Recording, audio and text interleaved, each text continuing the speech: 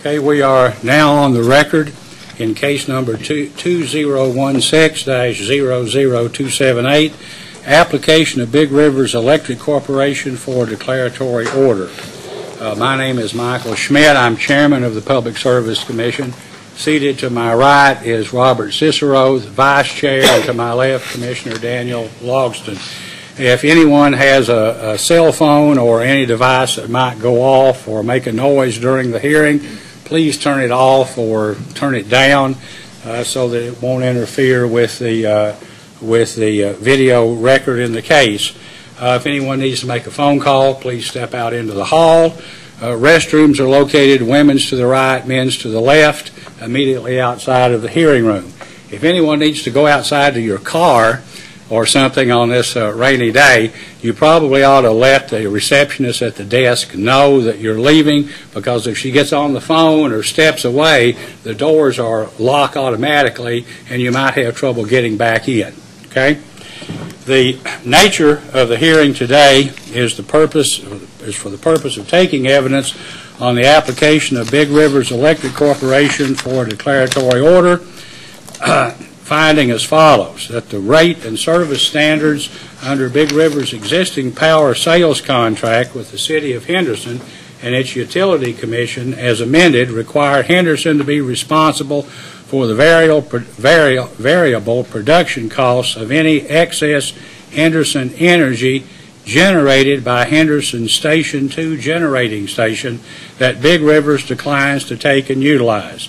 In the alternative, Big Rivers requests that the Public Service Commission enter an order pursuant to KRS 278.030 and KRS 278.200, finding that the power sales contract between it and Henderson is unfair, unjust, and unreasonable unless Henderson is responsible for the variable costs of excess Henderson energy that Big Rivers declines to take and utilize, and declaring that Henderson is responsible for the variable costs of any excess Henderson energy that Big Rivers declines to take and utilize. The City of Henderson and its Utility Commission, Henderson Municipal Power and Light, take the following position. One, that this dispute involves a contract interpretation between the parties to a privately negotiated agreement and does not involve the regulation of utility rates or utility service within the meaning of either KRS 278.030 or 278.200. As a result, Henderson says the Public Service Commission is without jurisdiction to grant the relief requested by Big Rivers. Henderson also asserts that even if an argument could be made that the interpretation of the contract language in favor of Henderson would potentially impact the rates and or quantity or quality of service to Big River customers, that such an argument would be premature at this time. An assumption by the Commission would constitute a usurpation of power vested solely in the courts of this state and would impair Henderson's obligations or rights under its contract with Big Rivers. Have I fairly stated the issues, or is there another issue or more that we're litigating here today? Is that fair? Okay. The parties in this case have responded at least to 2 rounds of discovery answering data requests. Henderson requested that the case be submitted for a decision on the records. Big Rivers requested a formal hearing. The Commission decided that a hearing would be necessary for it to obtain sufficient information, additional information to permit it to render a decision in the case. Hearing today will be recorded by video and broadcast live over the Internet. At this time, would counsel for the respective parties please identify yourselves and also your client's representative who's here today. Okay, for Big Rivers? Yes, Mr. Chairman. My name is Jim Miller, Sullivan Mountjoy Steinbeck and Miller, 100 St. Anne Street, Owensboro, Kentucky. And with me today, for the purposes of this hearing, are my partners Tyson Kemeth and Mike Sullivan. Okay, thank you. For Henderson and its municipal utility? I'm Randall Redding. I'm General Counsel for Henderson Municipal Power and Light. I'm Jack Hughes, Counsel. And Mr. Gary Quick is the representative for Henderson Municipal Power and Light. Thank you. And Mr. Redding today will be presenting our case. Okay, thank you. Mr. Chairman, I failed to identify Big River's representative, who would be the only witness that filed testimony, Robert W. Berry, President and CEO. Okay, thank you. I know that there have been confidentiality motions filed, and and I think most have been, maybe all were ruled on, except the ones filed within the last week, and they involve one, I guess, use of a portion of the deposition of Mr. Quick, and the other is, I guess, several exhibits that were filed maybe on, Friday, that Big Rivers has asked for confidentiality treatment. We'll rule on those matters, unfortunately, sometime after the hearing today, but I was wondering about the deposition of Mr. Quick. Is there anything in there that Henderson feels is confidential, at least any portion that Big Rivers might use in this case? I don't know if Big Rivers will use or not, Mr. Chairman, but there are numbers in there about the cost. There is some proprietary information that is contained in that deposition. Well, here's, I guess, the only way we can handle it appropriately is if during the course of the hearing either side raises an issue or wants to discuss an exhibit or the testimony which might involve a matter that either would consider to be within the scope of confidentiality, please let me know first so that we can cut off the public record and then go on and have the hearing with on the record but without the public present. And I do not know if everyone obviously here in this room, but if there are people in the room that either party feels should not be privy to this information, you need to let us know too so that we can exclude these witnesses. Fair enough?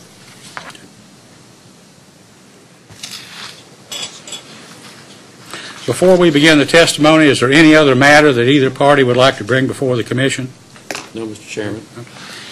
Okay, the burden of proof is on the applicant, Big Rivers, which will present its witnesses first. Counsel, do you have a witness to call?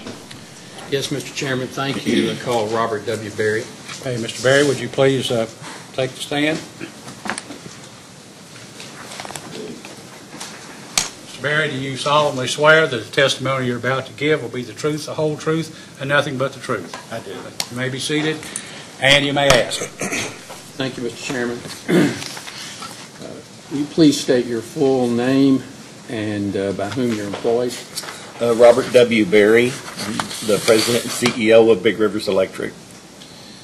And are you the same Robert W. Berry who has filed direct and rebuttal testimony in this matter and provided responses to information requests from the Commission staff and the parties? Yes, sir. Do you have any corrections to the information you filed with the Commission so far? No, sir. Will you adopt that information as your testimony before the Commission today in this proceeding? I do. May it please the Commission, we submit Mr. Berry for cross-examination. Okay, Mr. Redding, any cross? On behalf of H&P&L, we have no cross-examination of Mr. Berry. Staff? Yes, Your Honor, just a few. Good morning, Mr. Berry. Good morning.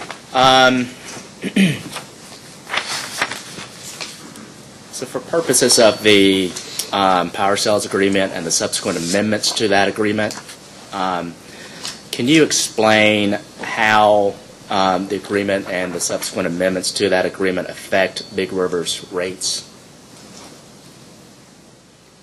Can you be more specific regarding which amendments?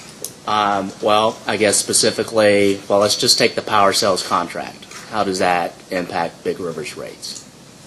Well, with respect to the 1998 amendments regarding excess Henderson energy, it sets the rate that Big Rivers pays for excess Henderson energy and the person who is responsible for the variable cost of that energy if taken. Okay. So you went specifically to the 1998 amendment of the power sales contract and the provision that's sort of at issue in this particular proceeding, correct? Yes, sir. Okay.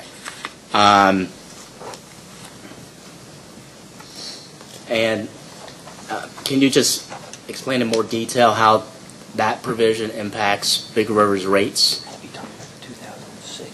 That is ultimately borne by the retail ratepayers of the distribution co-ops that Big Rivers provide power to. Well, that specific section not only sets the rate that Big Rivers pays, but also who's responsible for the variable cost. It also defines the amount of excess Henderson energy. So it affects both the volume and the cost of the energy that is taken from that contract.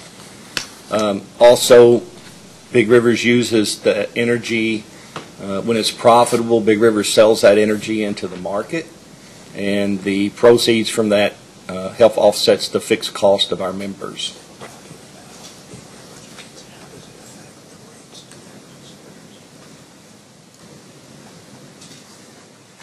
Can you be a little bit more specific in terms of how those costs that are incurred by Big Rivers as a result of this provision, how does that get flowed through to the ratepayers of Jackson Purchase, Meade, and Kenergy? Are you able to talk a little bit more about how ultimately the ratepayers of Big Rivers distribution co-ops pay for any potential costs that may arise as a result of the energy that's taken by Big Rivers for that amendment? Yes, if Big Rivers takes excess Henderson energy and sells it into the wholesale market to a third party, the proceeds or margins from those sales go to offset our member rates. So when we come to the commission for a rate increase, we look at our total cost of service, and then we subtract from that total cost of service or our expenses the amount we make from that excess Henderson energy. Secondly is, in this case, where the city has been forcing Big Rivers to generate this excess Henderson energy when it's unprofitable, that is a loss to Big Rivers, meaning that now we have more expenses, and the only way to recover that cost is to increase the rates to our member owners. And I think that's, if you look at 2016, that was in about $3.4 million range that it impact our ratepayers, our member owners. All right, let me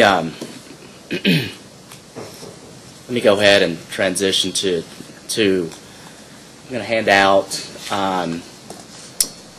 it's Big River's monthly filings for its fuel adjustment clause, and this is for the October expense month, and I believe it was submitted in late November. We received it November 21st.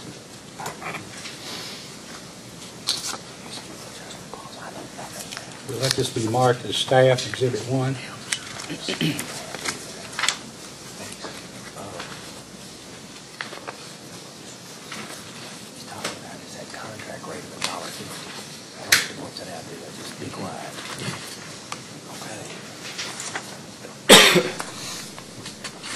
I'll give you some time to review it. Let me know when you've completed reviewing the document.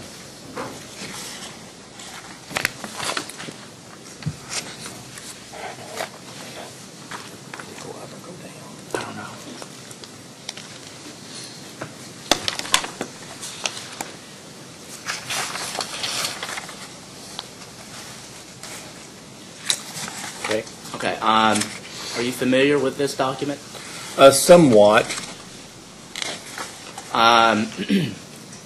If you note in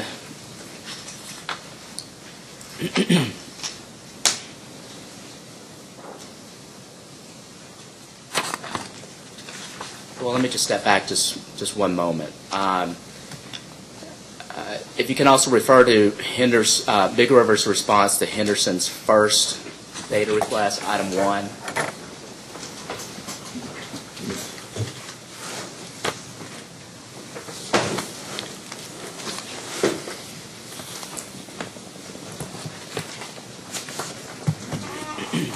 sorry, what number was that? Item 1.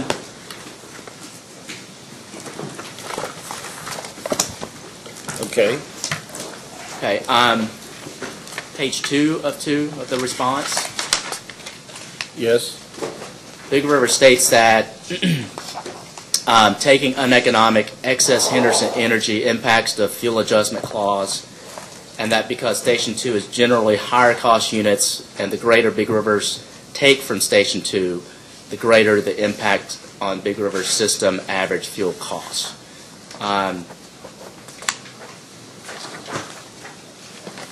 So to the extent that what you had just mentioned earlier in terms of during uneconomic situations where the more Big Rivers take from the energy from Station 2 from the excess Henderson energy, that higher cost then negatively impacts overall Big River's fuel costs. Is that?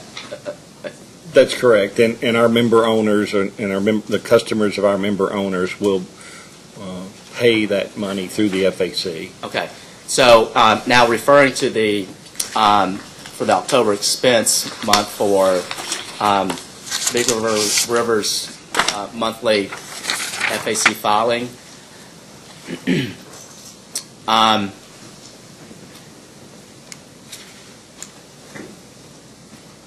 In the back of the on the back of the forms, if you look at Appendix A, it's a schedule, and it's page 1 through 8. Yes. Okay. The filing includes some related adjustments that were made to the October expense month for the months of June 2016 through September 2016. Is that correct? I'm sorry, could you repeat that question? Sure. The filing itself has some adjustments that were made to the October expense month. That relates back to the June through September 2016 months. That's correct. Okay. And were some of the adjustments that were made, were those related to the excess Henderson energy? I would rather refer the details of this FAC report Okay. to our CFO, Lindsay Barron. Okay. If I could. Well, let me ask then, as a post-hearing data request,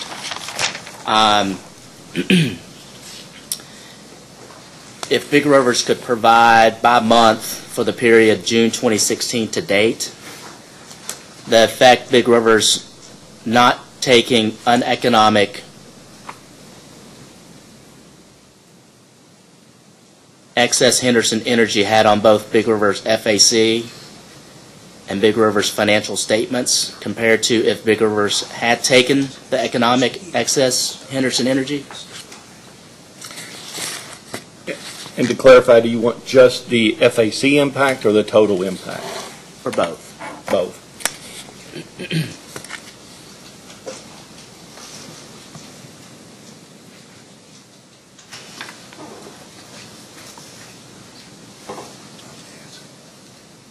Is Ms. Barron here to testify?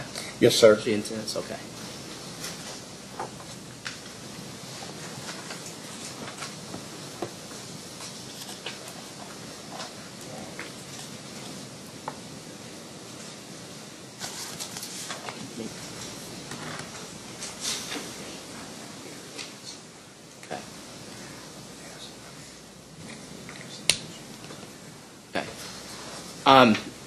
Your Honor, if I could ask, if would it be possible to call Ms. Barron to testify with respect to just this one question that I had, and if she's not able to provide that sufficiently, perhaps we could still request that as a post-hearing data request. Yeah, we would permit that because I think that witness was listed as a sponsoring witness for an answer on on some of the initial discovery. Correct. So, That's yeah. correct, Your Honor. Okay. Thank you, Your Honor. Mr. Berry, for 2016, Henderson's reserve capacity under the contract, the power sales contract, for Station 2 was 115 megawatts. Is that correct? Yes, sir. And then for Big Rivers, it's 197 megawatts? Yes, sir, that's correct. So does that mean for each unit, Henderson was allocated 57.5 megawatts of capacity, and Big Rivers was allocated 98.5% of 98.5 megawatts of capacity? No, actually, the way the contract works is the Henderson gets that 115 megawatts of energy regardless if it comes from one or both units. Okay. So for each year, there's an allocation that's made with respect to the reserve capacity for Henderson. Is that correct? Yes, sir. Okay. So for 2016, it was 115 megawatts. That's correct. So under the power cell contract, how it's allocated for one or both of the units is that Henderson would have the first the energy associated with the first 115 megawatts generated by one or both of those units. That's correct. Okay. Has there been an allocation made with respect to the reserve capacity for Henderson in 2017? Well, Henderson is on a fiscal year, so they will not make that reservation, I believe, until around March, because their fiscal year runs through May 31st of 2017. So they got a May to June fiscal year, but the June 1 through May 31st is their fiscal year. I'm sorry, yes. But they make that election for the power sales contract in March. I think it's in the March time frame. Okay.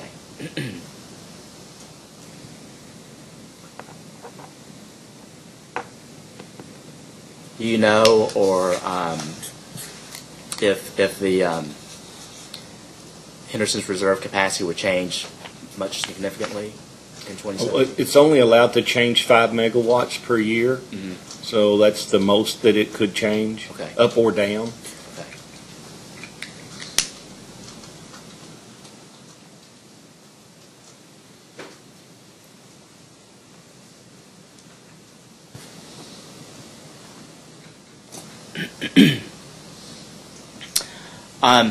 In your direct testimony, you state that because Henderson does not agree with how Big Rivers has allocated the fuel burn and use of reagent, and because Henderson has not been replacing the fuel and reagent attributable to the excess Henderson energy not taken by Big Rivers, that Henderson will soon run out of fuel and reagent for production of its energy from Station 2. Do you recall that testimony? I do, sir. Okay.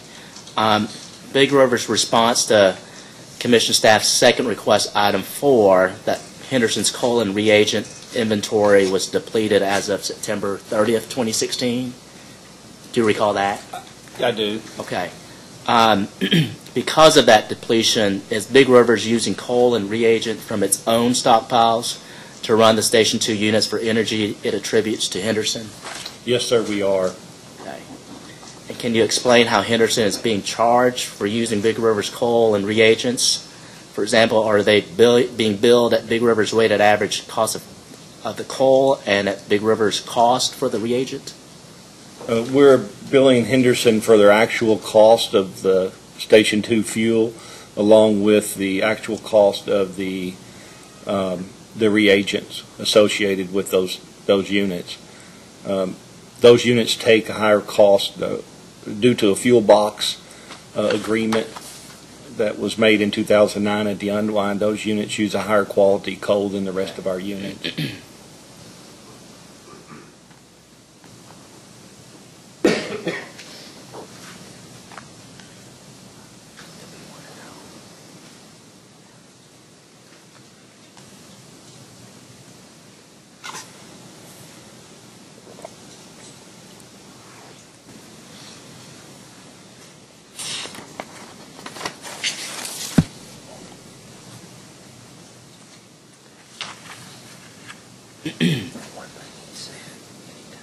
So you think they're netting that cost with the power that they're selling for Henderson? Bring that out, but that's just one sort of question. It's significant to remain in another future days. So, for the cost for the actual cost of the coal and reagent that is being used to generate the energy attributable to Henderson. Are those costs being netted in any way from the energy that Big River uses to sell into the market? We're netting that cost with Henderson on the MISO revenues that we receive from that energy going into MISO. We net the difference between that revenue and the expense of the fuel and reagent. Okay. And we've been sending Henderson checks for those, although they have returned those checks. Okay.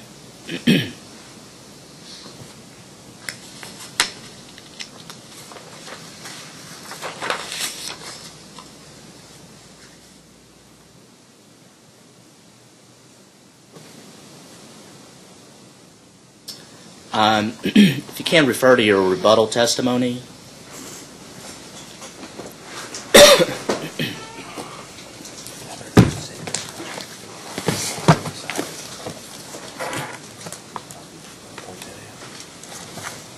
Okay.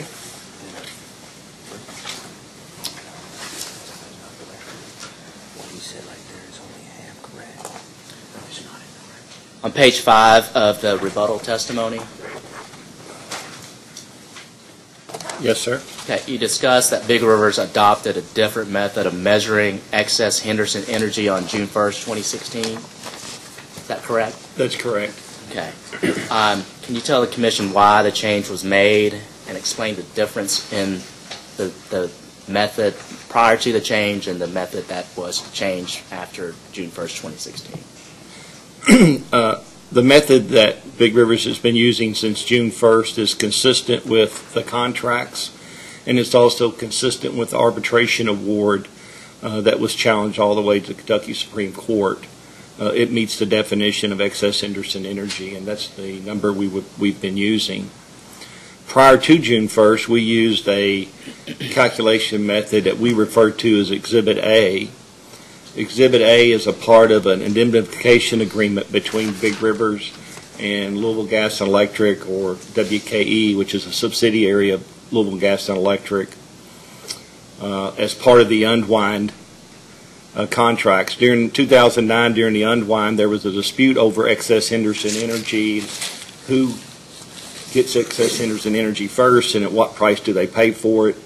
Big Rivers was not comfortable closing the transaction in 2009 with that risk out there. So LG&E indemnified Big Rivers, and through that indemnification agreement, LG&E attached this Exhibit A, and that we should calculate excess Henderson energy per Exhibit A. But even in Exhibit A, it mentions only if Big Rivers decides to take that energy. So can you explain the reason why Big Rivers made the change from the Exhibit A of the indemnification calculation to a calculation that was consistent with the arbitration award and also under the power sales contract? Well, the calculation that we're currently using since June is consistent with the contract and the arbitration award. And it really does two things. One, it sort of answers the dispute that Big Rivers and the city has had over excess Henderson energy. It really gives all the excess Henderson energy to the city to do as that they feel appropriate. So we just thought it was consistent, and it's consistent with the contract. You know, when the arbitration award was, I guess, finalized, completed, no further judicial review could have been made? I think on the Kentucky Supreme Court, I'm sorry, I don't have that exact date, but I believe it was in... What year?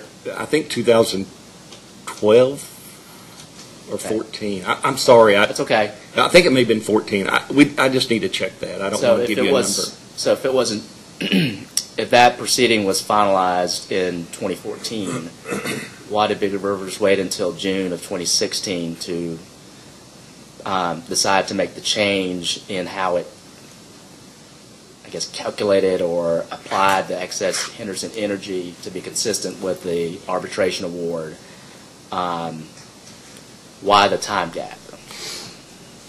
Well, there's a couple of reasons for that. First off is the Big Rivers was in a lot of litigation with the city over this excess Henderson Energy, and we had the indemnification agreement with LG&E.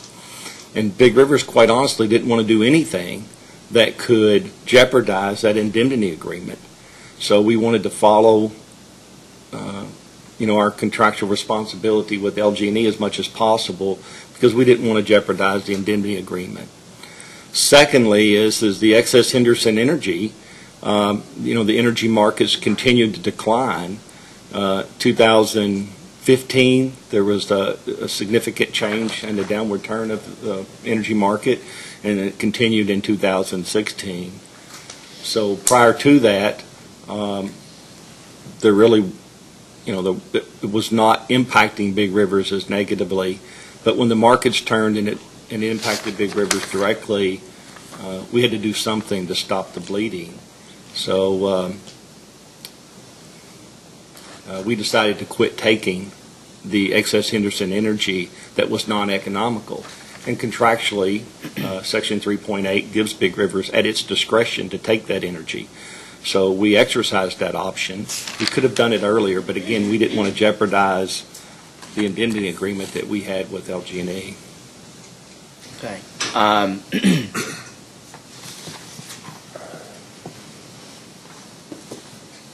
Your Honor, can you give me 1 second? Yes.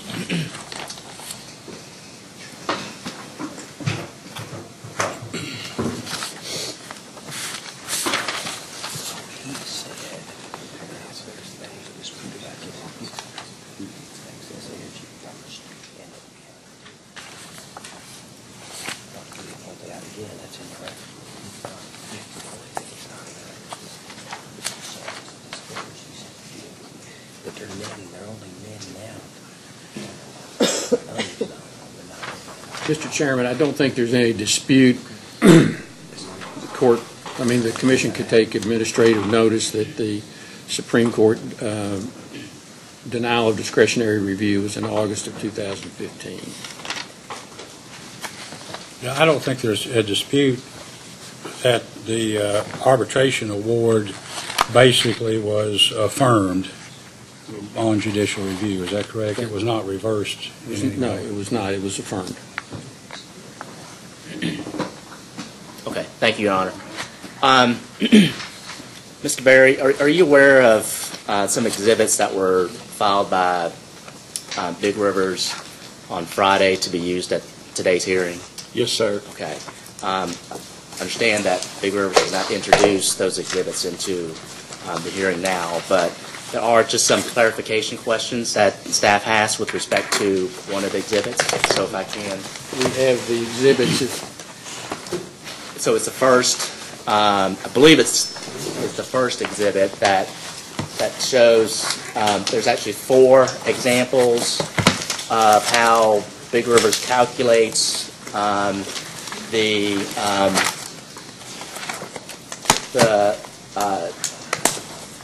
capacity that's generated from Station 2 and how that's allocated to Big Rivers, allocated to Henderson, and what's considered excess energy from Big Rivers' point of view and from Henderson's point of view. That's actually an exhibit that we were going to use in the cross of Mr. Quick. Right. Yeah. So I just, for efficiency, I didn't want to wait until after you introduced it when, if you were going to introduce it for Mr. Quick and then have to recall Mr. Berry back. This is just more of a clarification. More than anything, there's nothing substantive. It's just a clarification of one of the examples on this exhibit. Okay. So, Your Honor, if I may, can I Yes, go ahead and go do ahead. that? I have it. You have it. Well, yeah, I have it. Okay. Jim, if you have it, I let me would- make sure I got the... I would, the copies we made for the hearing, I would point out, have the last example numbered as example 4. Right. There was a typo Sure. on the one we sent Friday. Called it 3 again. And I have the one that was sent Friday with that typo. That's the only change, Jim. That's in the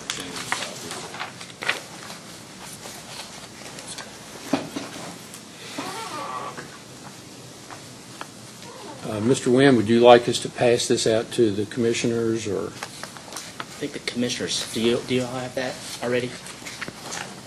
I don't know if everyone has copies. We have the confidential file here, so we have it available if Do you mind? necessary. No, of course not. I'm sorry.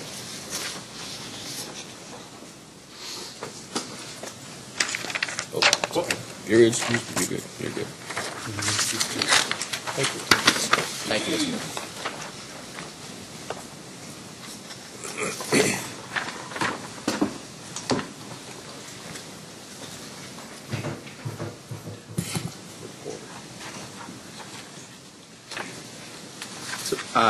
Mr. Miller, on, I'm sorry, Mr. Barry. Have you worried there for a minute? Sorry about that. Yeah. So for the example 3, Okay. first example 3, that's not been revised to example 4. There's, it says that for this example, it's 120 megawatt generated, Henderson native load of 90 megawatt, and no third-party cell. And then under Big River's calculation, that column, energy generated by Station 2 equals 120 megawatts, Henderson's native load equals 90 megawatts, and the excess Henderson energy is 30 megawatts.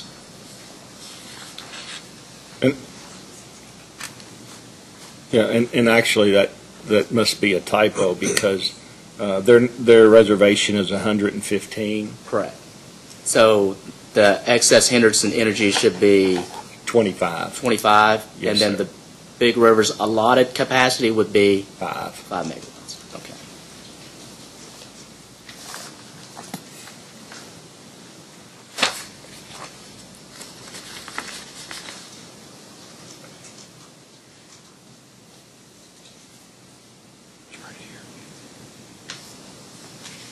And so just for further clarification,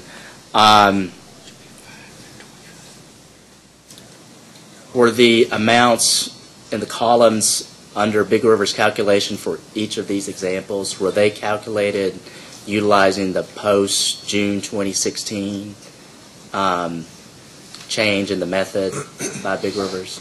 Yes, those calculations are per the arbitration award and the method that we've used since June 1st, 2016. Okay.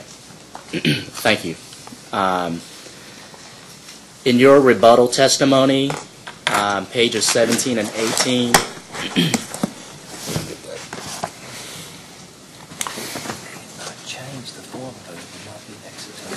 you state Big Rivers is evaluating data from testing the Station 2 units to determine if the minimum generation level can be reduced to approximately 75 megawatts for each unit while meeting all applicable environmental laws? Yes, on page 17? Yes. Sir. And you further state that no conclusion had been reached at the time of the filing of the testimony. Is that correct? That's correct. Okay. Has a conclusion now been reached, or are tests continuing to be done? Well, we continue to test those units, but at this point in time, still the minimum operating levels of the units are 115 for Unit 1 and 120 megawatts for Unit 2. Okay, so nothing's changed with respect to the minimum operating units for No, sir. levels for those units? But we continue to do testing on the units to try to determine, I mean, the lower we can get those numbers, the better off all parties are. Do you know how long those tests will continue before a definitive answer is known? Well, we'll continue, at this point, the definitive answer is the units are still at minimum loads are 115 for Unit 1 and 120 for Unit 2. And we'll continue to test and make operational changes to the degree that we can to lower those minimum generating levels and still meet all the environmental requirements. Okay. If you can refer now to page 19 of your rebuttal testimony, at lines 19 through 23. Okay. You state that Big River's net book value on Station 2 was approximately $88.7 million as of May 31st, 2016. Is that correct? That's correct. Okay. given that Big Rivers operates but does not own Station 2, what do you mean by stating that Big Rivers' net book value on Station 2 is $88.7 million? Well, Big Rivers carries on the Station 2 books a net book value because we pay today approximately 63% of all of the capital and O&M expenses associated with that unit, as well as when the units were built, Big Rivers paid approximately 90% of all the construction cost of those units. Is that obligation under the power sales contract, or how is Big Rivers obligated to pay 63% of all the capital and O&M expenses of Station 2? Well, that's dedicated. I mean, that is actually calculated per the allocation that Big Rivers gets from the 312 megawatts. So it's basically a ratio of 197 over 312. Okay. But what's the source of that obligation? And I'm not sure if it's in the power sales contract or the operation agreement. Okay, but it's a contractual obligation. It's a contractual obligation, yes, sir.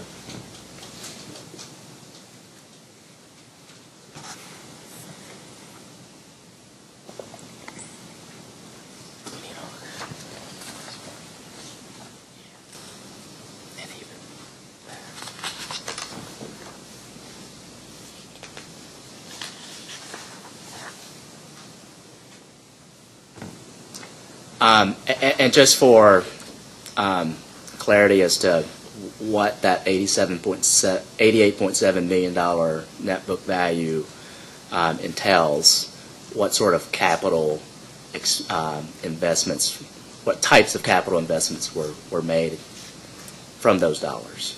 Well, there's capital investments, for instance, when the SCRs were installed on the units, if we replace a section of the boiler, reheater, superheater, any capital expenditure improvements, any capital improvements to the station are included in that number.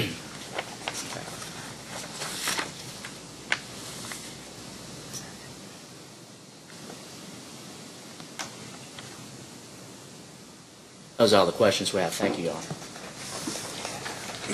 Any redirect? Just a couple, Mr. Chairman.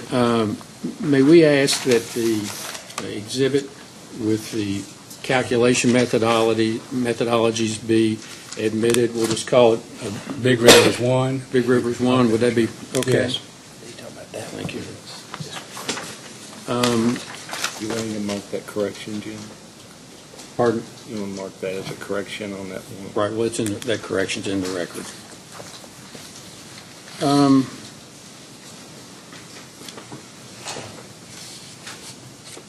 Mr. Berry, staff asked some questions about the effect of the power sales contract on Big Rivers. Big Rivers filed some exhibits last Friday. I'll hand you one of those right now. I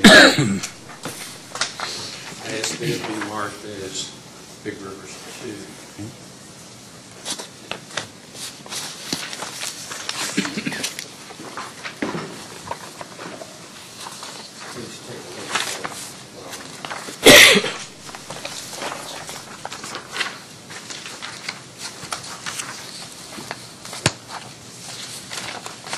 Yeah, mark it as Big Rivers 2.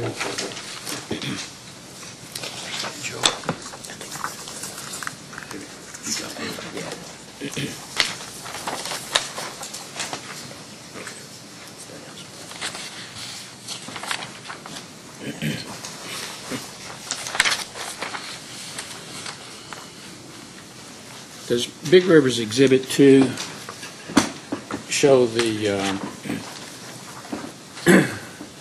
effect on Big Rivers of the different methods of calculation of this excess energy issue under the power sales contract? It does. Would you please explain it? Okay. You want to explain the entire exhibit? Yes. Okay. So what we've done on this exhibit is we took the actual generation, the megawatt hours that were generated from Station 2 during 2016. And we used Big River's variable cost of production to compare if the unit was economical in the market Now, so those numbers could change very slightly because we don't actually have Hempel's variable cost of production, but I suspect it'll be very similar to ours, so it should be a immaterial difference. So what we've shown in the first column is the total generation of that station during 2016, and in the bottom a grand total of 1.8 million megawatt hours. So what we're saying here is only what out of that 1.8 million, 1.5 million of those megawatt hours were generated uneconomical, meaning you could have bought it in the market cheaper than the cost of running the station. The second column is actually the total dollar amounts associated. So with Station 2, this is the full 312 megawatts. It's $12.2 million of additional expenses because the station was operated versus buying it from the market when it would have been economical to buy it from the market. And so then we've shown how the next few columns breaks that down by party. So the next one says Station 2 generation for Hempel load net of SEPA. That's the HMP&L's actual generation to serve their native load was 609,000 megawatt hours roughly, and it cost Henderson about $4.8 million more to their customers to generate that with the units than they could have used if they would have just purchased it off of the market. The next two columns actually show the excess Henderson energy impact of requiring Big Rivers to run the units when they were uneconomical. Again, if you look at the bottom line, about 381,000 megawatt hours were uneconomical of excess Henderson energy, and that equates to about $3.4 million of additional expense to Big Rivers had Big Rivers been able to not operate the units when they were uneconomical. And then the last column, or excuse me, the last two columns, again shows the volume and the price that Big Rivers suffered by running the units when they were uneconomical, but that's just Big Rivers' 197 megawatts of allocation from those two units.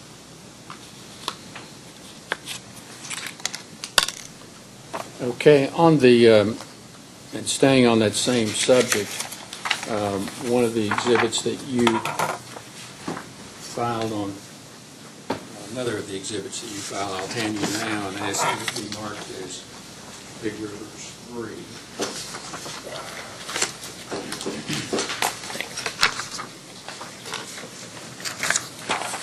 Mark it as 3.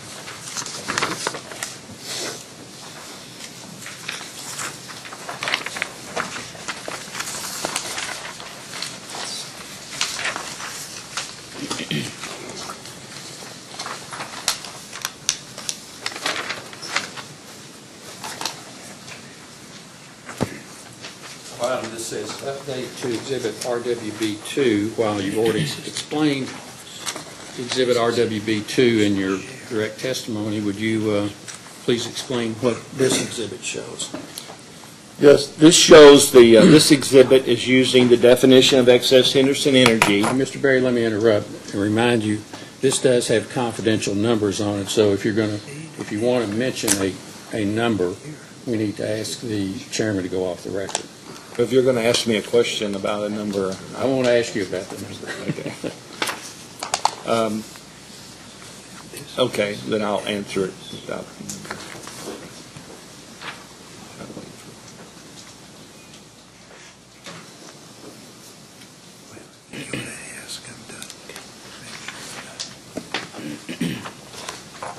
Okay, Mr. Miller. Just generally describe what this exhibit is without getting into any of the confidential numbers unless you're asked by the commission or the interveners. Essentially, this just shows since from January of 16 through the end of the year of 16, it shows the impact of to Big Rivers for taking the unwanted excess Henderson energy that Henderson required Big Rivers to take.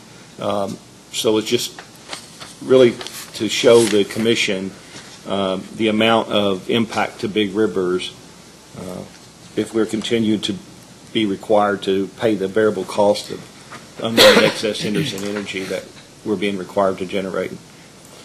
But that's the top table of lines 1 through 7 shows the amount of uneconomic energy, and the bottom table of lines 8 through 16 show when it was economical.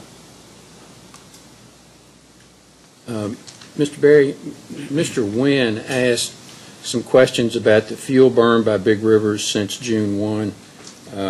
Has Big Rivers, or has Mr. Pullen prepared an exhibit on that subject that he can speak about and he testified? He has. Okay. There were also some questions asked about the Exhibit A calculations made with respect to excess Henderson energy. Did Henderson ever agree to Exhibit A? No, actually, Mr. Quick in some data responses for this proceeding specifically said that Exhibit A should not be used for calculation of excess Henderson energy. Was Henderson a party to the indemnification agreement? No, sir.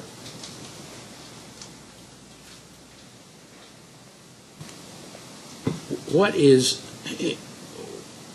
the chairman read the relief that Big Rivers is seeking in this case.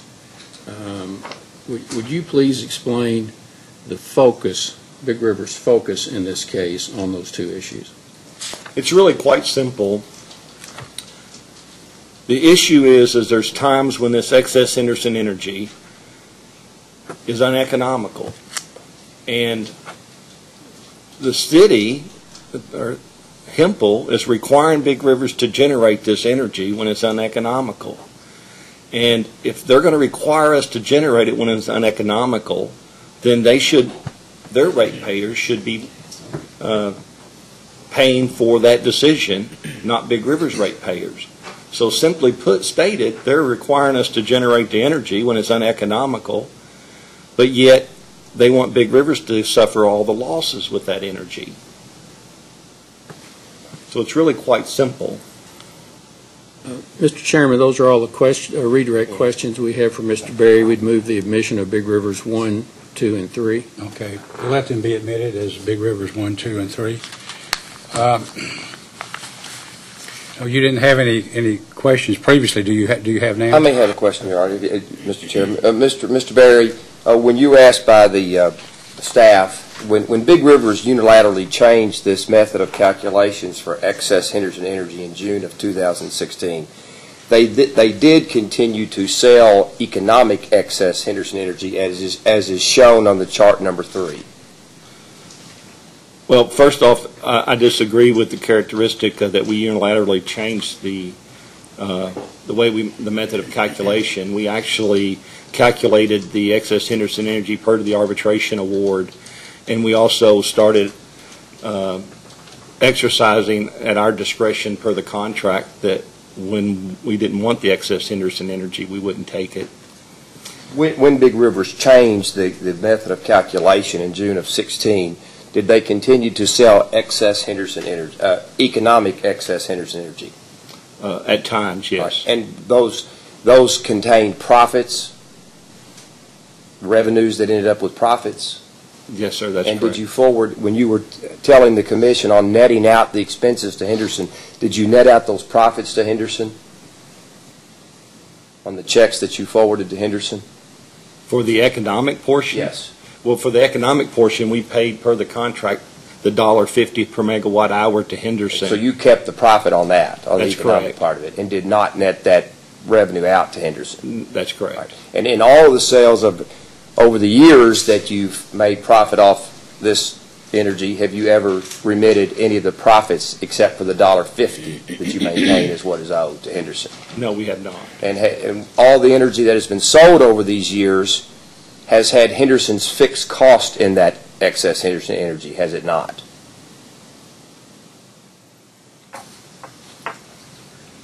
Could you you define what Henderson you indicated it was the capital and the OME expenses that you bill Henderson for the fixed cost. You will acknowledge that in the energy that we're talking about, there are fixed costs that Henderson is paying to Big Rivers for that energy. There is a For lack of a better term, a capacity charge that Call it Henderson. capacity, but that, Henderson is paying that. That's correct. Has Big Rivers ever reimbursed Henderson for any of that capacity costs since this dispute came up in 2009? No, sir. That's all I have. Mr. Nan, anything further? Yes, just a couple of questions, Your Honor. Can you refer back to, so I believe it's Big Rivers Exhibit 2? Is this, you're speaking of the exhibits that were filed Friday? Yes, that was entered into, yes, Okay. marked it. I got you. Okay. Yes, sir. Okay.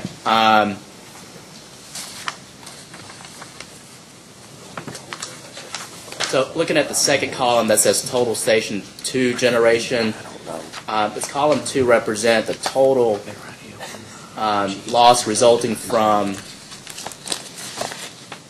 operating Station 2 during 2016, where it says gain/loss on total Station Yes. 2 generation? That's correct. So that amount is $12,280,399. And that's the total for the full 312 megawatts of all the generation from Station 2. Okay. And then column 4, that says gain/loss Station 2 generation for Temple's load. That represents Henderson's cost or loss for 2016. Is that correct? That's correct. Okay. That's associated with their native load, which I believe the contract refers to it as their inhabitants, serving their inhabitants or something. Okay, right. So if you subtract column 4, Henderson's loss, from column 2, the total Station 2 loss, that results in a calculation of approximately $7.414 million.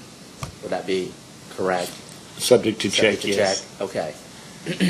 So does that $7.414 million represent the loss to Big Rivers for 2016? That's correct. Okay.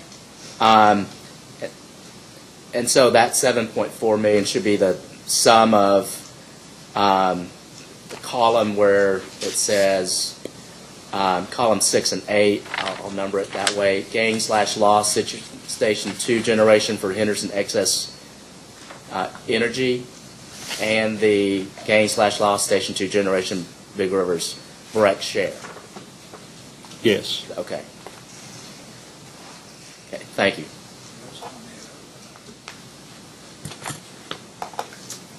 And just subject to check, if you do the calculations, it's off by about, I want to say about $500,000.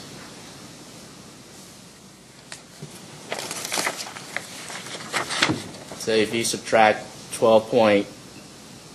$12,280,399 from the 4.866, that represents Hempel's load, the 3.433 that represents the Henderson excess energy, and the 4.49 that represents Breck's share, comes out to about $500,000. Subject to check. I have not checked those numbers. Okay. So as a post-hearing data request, could you reconcile that? Sure. Thank you, Your Honor. Anything further? Nothing further. Mr. Miller, do you have anything? Nothing further. May this witness be excused? Can I ask a question? Oh, I'm sorry. Mr. Cicero, I apologize. You may ask. This contract's been in effect for approximately 47 years, is that right? That's correct. Prior to 2005, was there any dispute over how excess Henderson energy was calculated or what it represented? Yes. So this has been an ongoing point of contention since the inception of the contract? Is that safe to say? No, because excess Henderson energy wasn't even introduced into contracts until the 1998 amendments when Section 3.8 was installed. So in 1998 it was introduced, and from that point it had always been a dispute as to how it was to be defined? I don't think there's been a dispute of how it's been defined as much as it's been a dispute as who gets it and how much do they pay for it. But you were able to have LG&E and WK&E come in and basically operate this until the unwinding in 2009? That's correct. And so by their method of operation, it became what Big Rivers decided was the way they were going to calculate how the excess Henderson energy was utilized by their indemnification? Big Rivers calculate the excess Henderson energy per the indemnity agreement, yes. So it's really the indemnification basically defined how the contract was interpreted by Big Rivers after 2009. Not necessarily how it was defined. We were basically following the indemnification agreement so that we did not jeopardize that agreement. Because as you're right, it had been a dispute prior to the unwind transaction, and Big Rivers didn't want to take on that risk and that obligation. So we followed the indemnity agreement, the attachment A in the indemnity agreement. And you would be continuing to follow it to this point, if not the fact that the market is not where it was prior to basically a year ago. Energy prices have fallen, so losses have mounted, and they decided, Big Rivers decided it was time that there had to be a definitive point where you calculate it so that you're not absorbing all these losses. Is that it? No, I don't think that's a correct statement. Big Rivers is calculating again per what we think is the definition in the existing contracts, as well as the definition per the arbitration award, and that's the way we're calculating it. Really, regardless if you calculate it by Exhibit A or by the arbitration award, the problem still exists. There's times when there's excess Henderson energy that's uneconomic that Henderson's requiring Big Rivers to generate, that somebody has to take the loss on. The only difference is the volumes change. I would go back to my question, though. On June 1st, Big Rivers changed the methodology and how they did the calculation. And I understand your statement that you believe it's within what the arbitration stated needed to occur. But prior to June 1st, the calculation was being performed in a different manner well after the arbitration had been decided and put in place. So for some period of years, correct me if I'm wrong, the calculation was completed, but on June 1st, you changed it to a different methodology, and that methodology you are stating is what was dictated by the arbitration award. And my question is, why did it take until June 1st to change to what was the arbitration panel decided years before that? Well, the arbitration panel decided, and it wasn't confirmed until the Kentucky Supreme Court order, and I believe we just heard that date was August of 2015. 2015. So it still took however many months for you to implement that. That's correct, but we wanted to make sure that when we made this change that we again did not impact the indemnity agreement that we had with LG&E. So there was a lot of discussions that took place to make sure that we weren't jeopardizing that indemnity agreement. If the market for energy was priced higher than it currently is, would Big Rivers still be using the old calculation, or would have they switched over like they did on June 1st? We'd be using the one on June 1st because the June 1st gives you more excess Henderson energy, not less. So do you believe this is a good contract for Big Rivers? No, sir. So it's safe to say, or I'll let you answer, if you had the opportunity not to be in this agreement, would Big Rivers extract themselves from it? Big Rivers wouldn't want to give up any of its right under the contracts to rights or remedies under the contract at this point in time. So at this point, it's a rocky marriage, but you're not ready to declare divorce. Well, that's not what I intended to say. Okay? What I intended to say that we'll continue to explore all the options that we have under the contract. I think my question was, if you had the opportunity to extract yourself, would that be a viable option? Yes. That was my question. I'm sorry it took so long for me to get there. Okay. That's all I have, Mr. Chairman. Mr. Logston, any questions? No questions, Chairman. I have none. Any others? No, Your Honor. Hey, you may be excused. Thank you. And Mr. Miller, you had another witness, I think, that Mr. Nen wanted to ask one question of. Is that? Sure, Ms. Barron.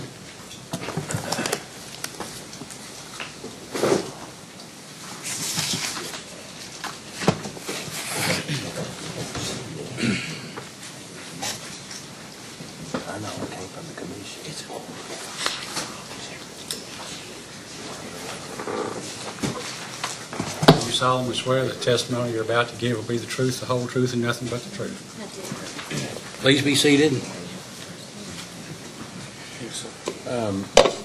Will you please state your full name and your employer? Lindsay Barron, and I am employed by Big Rivers Electric. And what position are you employed? I'm the CFO. Are you the same Lindsay Barron who has responded to a limited number of data requests, in this case on behalf of Big Rivers? Yes, I am. Will you adopt your responses to those data requests as your testimony before the commission today? I will. Do you have any changes to make to any of those? None at this time. Mr. Wynn, may I ask, are you just going to ask the one question and then we'll put her back up to adopt for cross-examination on the data requests? Yes. Or how do you, okay. Yes. Okay, thank you. Here's the exhibit Mr. Quinn gave me.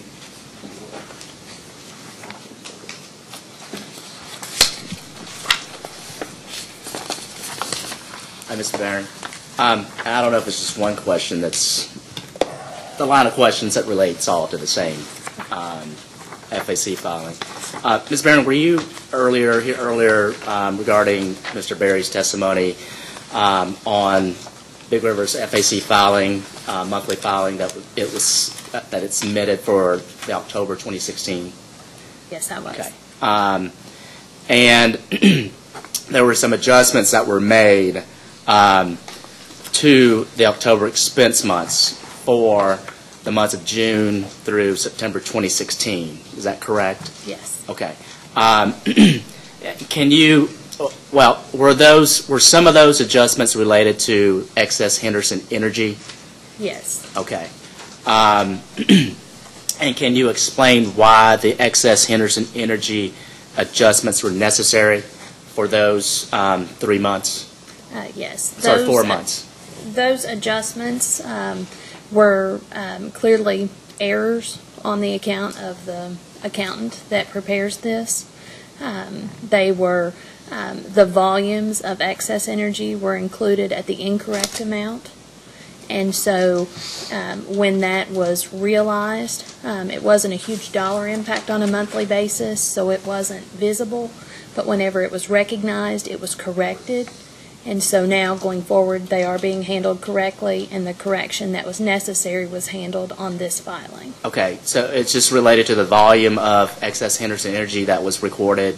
Yes, so Okay. the volumes were assumed to be higher in the original filings, Okay. and that caused off-system sales volumes to be higher. And whenever those volumes were corrected, off-system sales volumes were then lower. Less was allocated for fuel to off-system sales. Okay. And so that correction was made.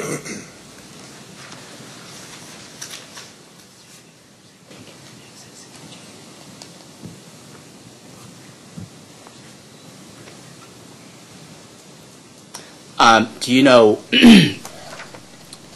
the reason behind the error for the lower volume that was recorded originally, and then it was revised? I believe it was an error in the spreadsheet, in the way that the spreadsheet was calculating. Okay. I'm not positive, but that's my recollection. Whenever we changed the methodology in June, we had to change some spreadsheets to make sure that everything flowed through. Okay. And I believe there was just an error in one of the spreadsheets that just wasn't easily recognizable. Okay. So the error was, if I characterize it accurately, was just due to the change in the methodology post June 2016? Yes. Okay.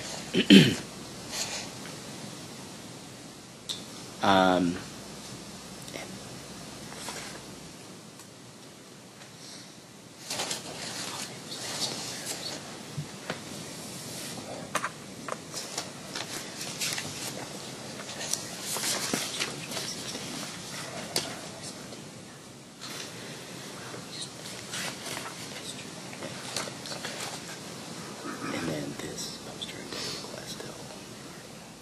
Okay. Those are all the questions I have. And just to confirm, the post-hearing data requests would still be needed. Thank you.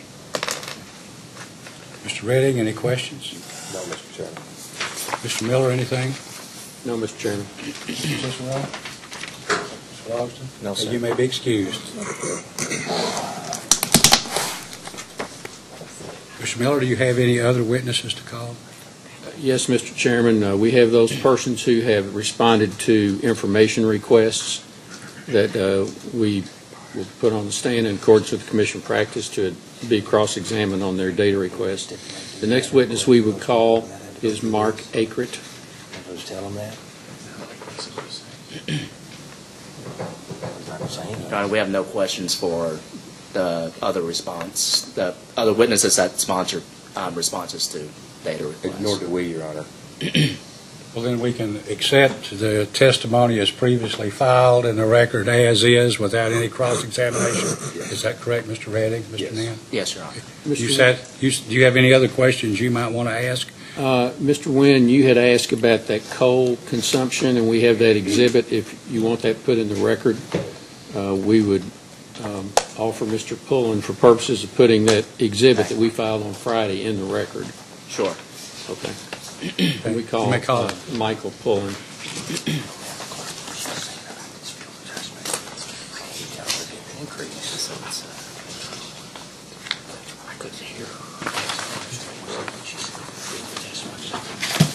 solemnly swear that the testimony you're about to give will be the truth, the whole truth, and nothing but the truth? I do. You may be seated. Mr. Miller, you may ask. Thank you, Mr. Chairman. Mr. Pullen, will you please state your full name and by whom you're employed? Michael Thomas Pullen with Big Rivers Electric Company. In what position are you employed? I'm the Vice President of Production. Are you the same Michael Pullen who filed responses to data requests in this matter? Yes, I am. Do you have any corrections to any of those data request responses? No, I don't. Will you adopt those data request responses as your testimony before the commission? Yes, I do. Mr. Pullen, I'm going to hand you a document that you've already heard discussed. Titled Coal Consumed by the City of Henderson, asked it to be marked Big Rivers 4. I think that's correct. There should be 4. Big Rivers 4.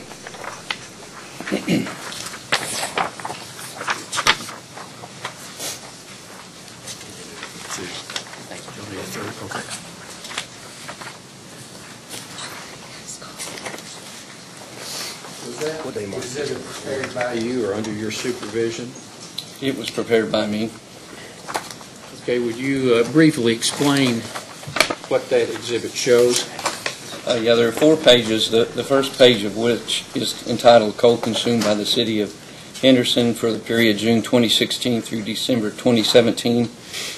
And this shows on a month-by-month basis the amount of coal that went to serve their native load, the amount of coal that went to serve the excess Henderson energy, and then the total amount of coal for each of those months. So you can see for this period, their native load consumed approximately 160,000 tons.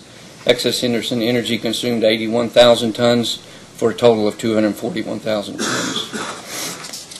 On page 2, this is the City of Henderson's coal inventory summary for the same period, June through December 2016. On a month-by-month basis, it shows the month beginning inventory, the amount of purchases of coal that the City of Henderson had for that month, the amount consumed, if there were any inventory adjustments for the month, and then the ending inventory for the month. So you can see in June they had 23,000 tons, and their inventory began dropping. In the end of September, they had a negative inventory of 7,000 tons, and so for the end of this period, they had a negative inventory of 45,000 tons. There also was an inventory adjustment in December of 7,000 tons. That was due to a routine coal pile survey that we conduct annually to confirm the amount of coal that's actually on the ground with what shows on our books. So we make inventory adjustments to true that up for year end. On page 3, same time period, this is the coal supplied by Big Rivers to the city due to their shortfall of 45,000 tons as shown on the page 2 on a month-by-month basis. So you can see in September they were 7,430 tons short of coal. At Big River's cost of approximately 59 cents per ton, total cost of Big Rivers of $450,000. And you can see that continued in October, November, and December. So over that 6-month period, there were a total of 45,228 tons of coal provided by the city by Big Rivers to the city for a total cost of $2.7 million approximately. Moving on to slide 4. Now we're talking about lime, and lime is one of the reagents that's used at the power plant for our operations. This shows the amount of lime consumed on a month-by-month basis for June through December of 2016.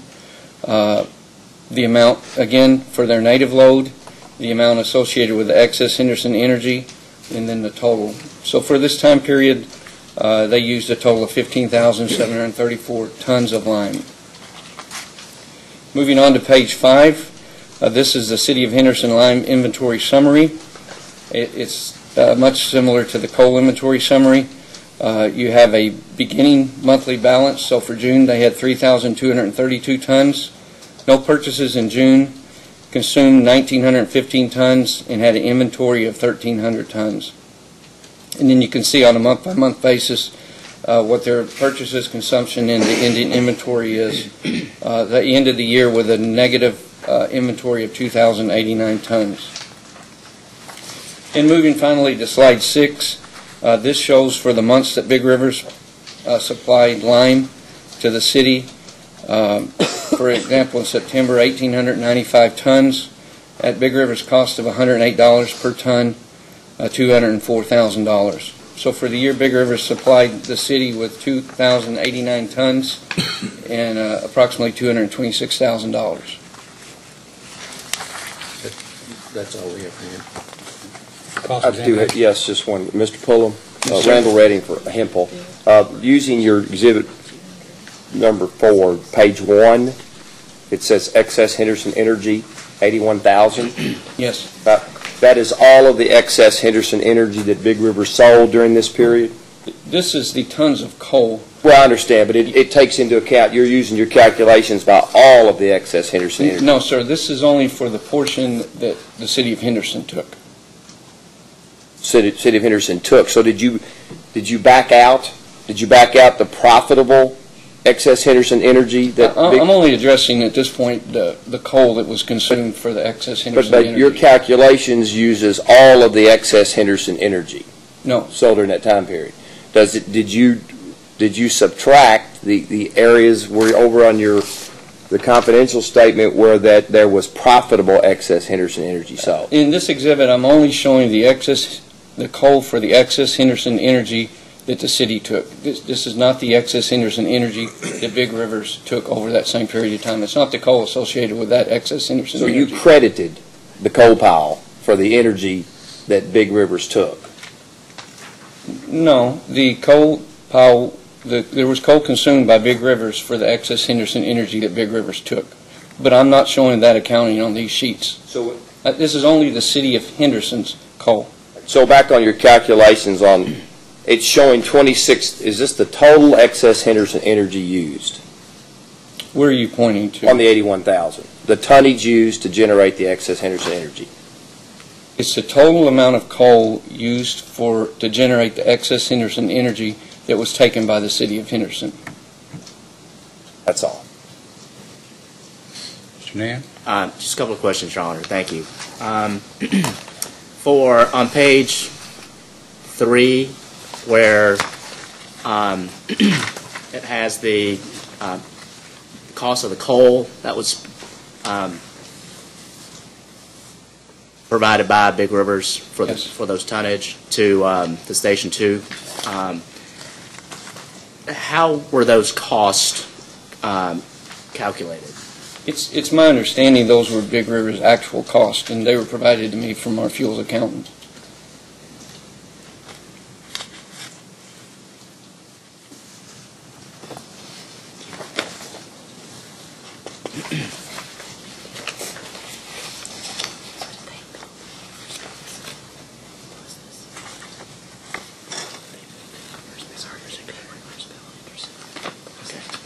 So did Big Rivers bill Henderson for the coal supplied by Big Rivers to the city of $2.749 million?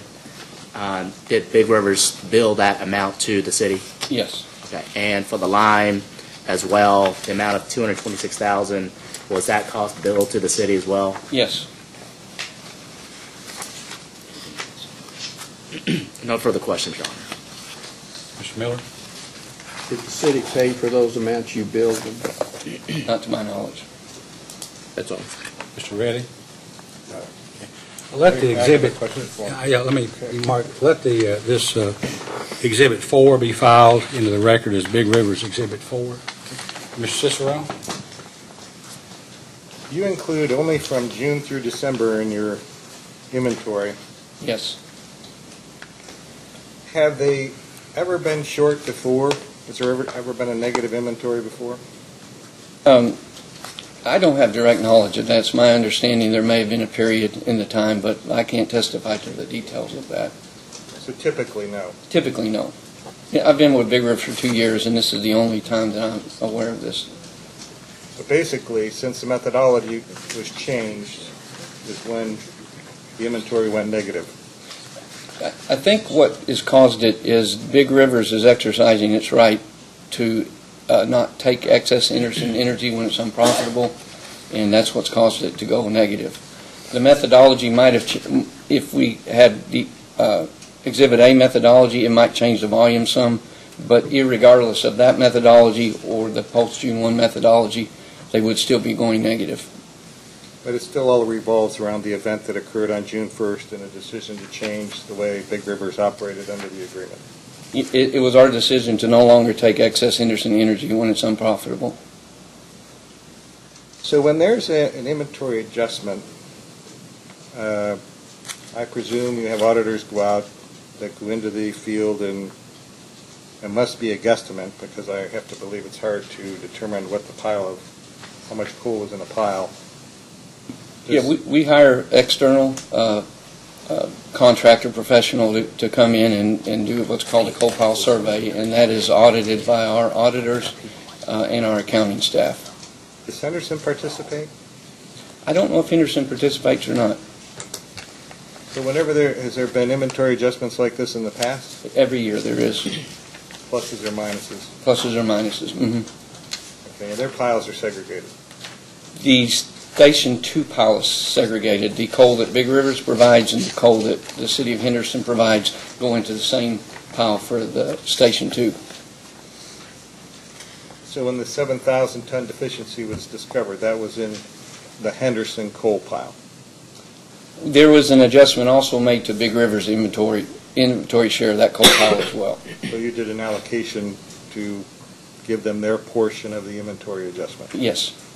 Okay. That's all I have. Commissioner Lawson? No question. I have no questions. Any other questions for this witness? No, Your Honor. You may be excused. Thank you. Mr. Miller, is that the case for Big Rivers? That's the case for Big Rivers, Mr. Chairman. All right. Mr. Redding, do you have witnesses to call on behalf of City of Henderson? We did, Mr. Chairman. Mr. Chairman, Mr. Sullivan will handle cross-examination of the Henderson witnesses.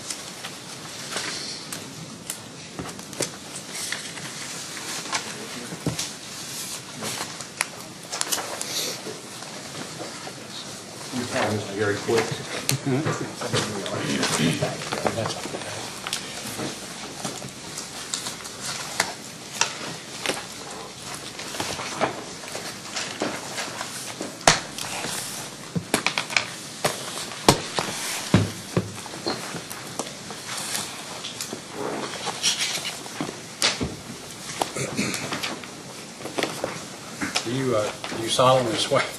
Do you solemnly swear or affirm the testimony you're about to give will be the truth, the whole truth, and nothing but the truth? Yes, sir. You may be seated. Thank you. Mr. Redding, you may ask. Thank you, Mr. Chairman. Mr. Quick, would you state your full name for the record, please? Barry Lee Quick. And have you pre-filed testimony in this case in the form of direct testimony and data responses to the commission and to Big River's request? Yes. Do you have any corrections or additions to any of that testimony? Yes. Would you so inform? Where it shows that I am the general manager, I've since retired, and so that needs to be corrected. I'm no longer the general manager of Henderson Municipal Power and Light. And what was the date of your retirement? February the 1st. Of this year? Yes, sir. Thank you, sir. The questions that you answered under oath for the direct testimony and the data request subject to the correction that you have advised of, do you adopt those in their present state for the commission? Yes. Pass the witness to you. Mr. Sullivan, Cross? Thank you. Mr. Quick, my name is Mike Sullivan. We met before the hearing. Good morning, sir. Good morning. Do you recall in your testimony stating that Big Rivers had refused to approve scheduling protocols that Henderson had submitted to Big Rivers for the sale of energy to third parties by Henderson? Yes. And you understand that Big Rivers has taken the position that it has not agreed to those protocols because there's additional terms that Big Rivers believes need to be agreed to by the parties. That's Big Rivers' position. You understand that? Okay.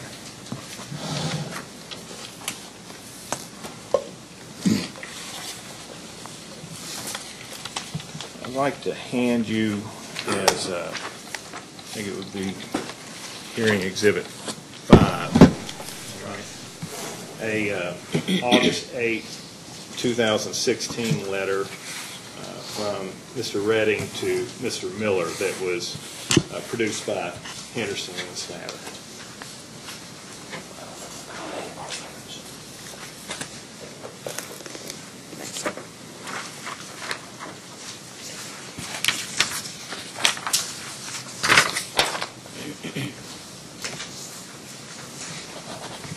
Let it be marked as Big Rivers Exhibit 5.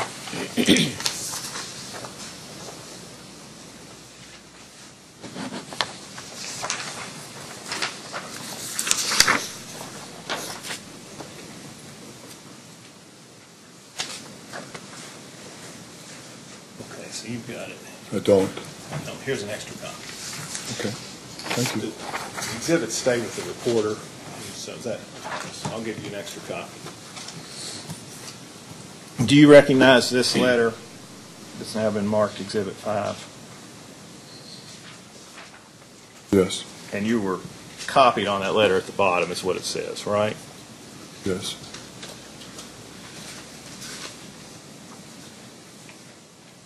Now, the letter mentions in the second paragraph, two letters that you wrote to Big Rivers, one dated July 13, 2012, and the other dated October 27, 2015, that had scheduling protocol proposals in them, correct? I believe that's correct. And could you read into the record the last paragraph of the letter? The last paragraph? Yes, sir. It starts, Henderson stands. Yes, sir. Henderson stands by the specific scheduling proposal. It is now advanced on two separate occasions. In July of 2012, shortly after the arbitration panel issued its award, and in October of 2015, roughly 2 months after the Kentucky Supreme Court put to rest any further legal contest as to the validity of the arbitration award. Please respond at your earliest convenience with either an acceptance or rejection of that proposal. Okay, so the instruction to Big Rivers was either accept or reject those proposals, correct? That's what it says. I think it's asking you to either accept it or reject it, if that's what you're asking me. Right. Take it or leave it, no additional terms would be entertained by Henderson, correct? It's asking whether to accept it or reject it. And this is Henderson's current position on the scheduling protocols issue, is that correct? That Big River should accept what Henderson has suggested or rejected? My memory serves me, and it's my understanding that T, the Energy Authority out of Jacksonville, Florida, helped Henderson with the draft, and we proposed it to Big Rivers. Okay. And Big Rivers rejected that out of hand, and I think that's what Mr. Redding is talking about in the last paragraph of this letter. And we're here today talking about, a lot of what we're talking about today is this excess energy that's uneconomic, that costs more to produce than the market price, correct? I'm not sure exactly what you're talking about. Are you aware that Station 2 generates energy?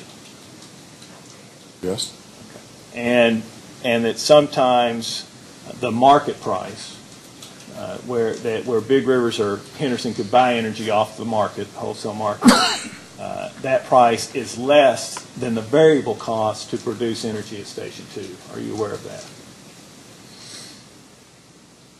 I think that's a fair statement. And when you were at Henderson, would Henderson ever want to schedule for sale to third parties energy generated by Station 2 where the variable costs of that energy were more than the market price? It certainly would not have been our intent to do that. It may have turned out that way on occasion, but that would never be our intent.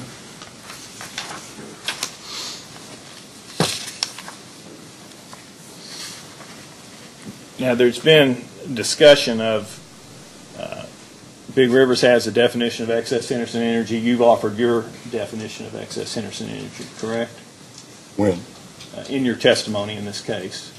It's not my definition. It's the definition in Section 3.8 of the power sales contract. It was executed and agreed to in 1998, I believe. And you and Big Rivers both agree that Section 3.8 includes as excess Henderson energy, that it's energy within Henderson's reserve capacity, which at this time is 115 megawatts.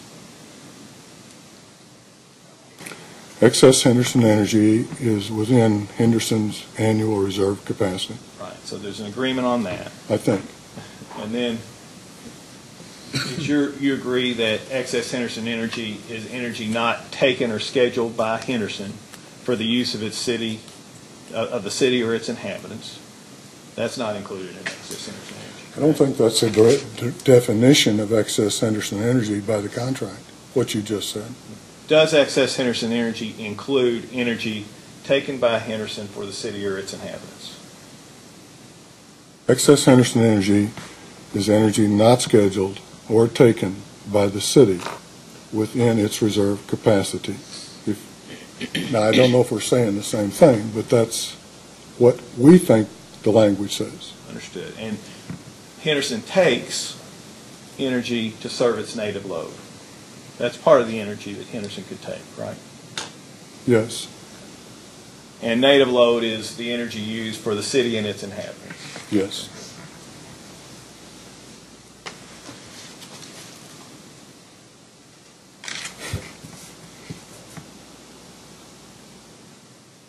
And I think, is it your understanding of Section 3.8 is that if Henderson schedules energy for sale to a third party, is that energy within the definition of excess Henderson energy? The example that you're giving me, is it energy scheduled by Henderson? Yes.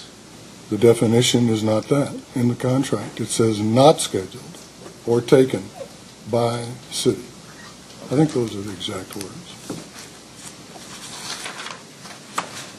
So if Henderson schedules energy for sale to a third party, that's not included in excess Henderson energy. By definition.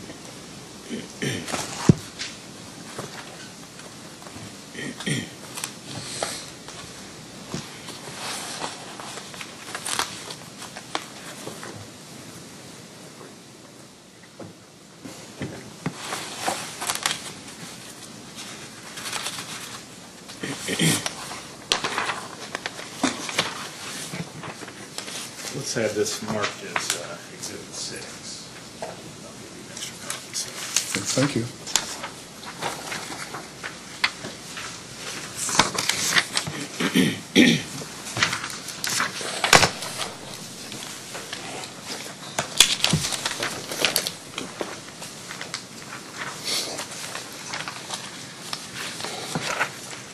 I'll let it be marked and filed as Exhibit 6.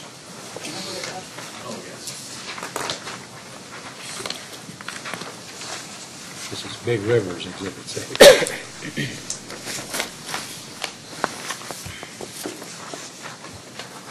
And this appears to be, it's part of Exhibit Barrier Rebuttal 1 being the language in Section 3.8 of the contract, of the power sales contract, correct?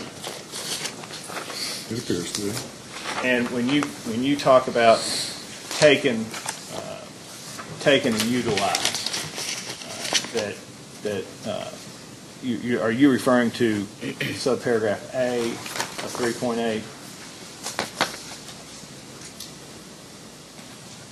No, give me your question again.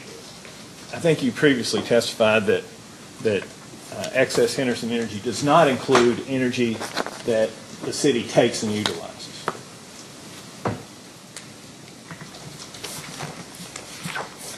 Or scheduled or takes. That was the words were scheduled or takes, correct? That's the language in subsection A. Right, and that was the language you were citing when you were talking about your understanding of excess Henderson energy. That's what I thought, yes. And is there any mention of sales to third parties in that 3.8A?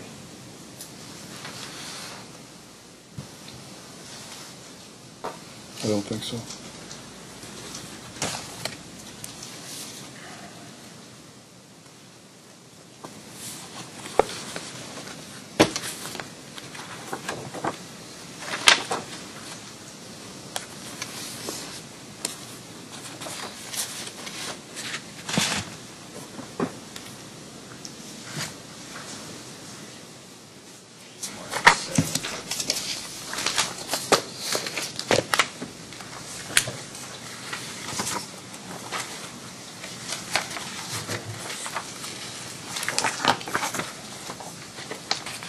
Mark and file as Big Rivers Exhibit 7, the arbitration award.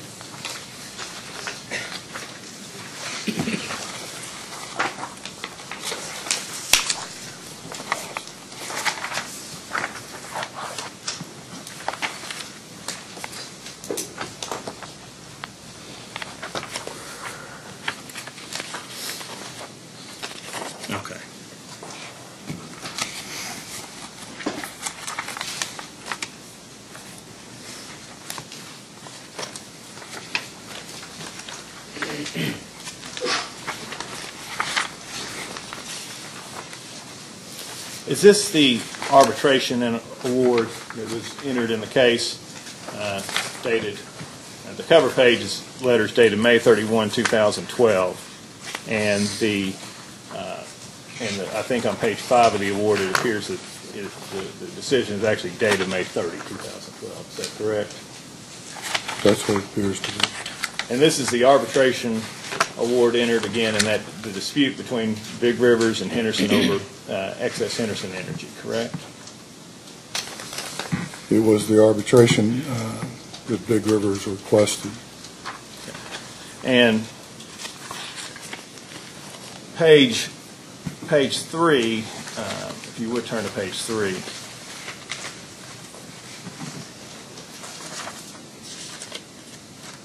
It's the first sentence of that paragraph reads, "The panel concludes that under Section 3.8D, the city shall schedule and take from Station 2 such energy as it, in good faith, determines is needed to serve its native load."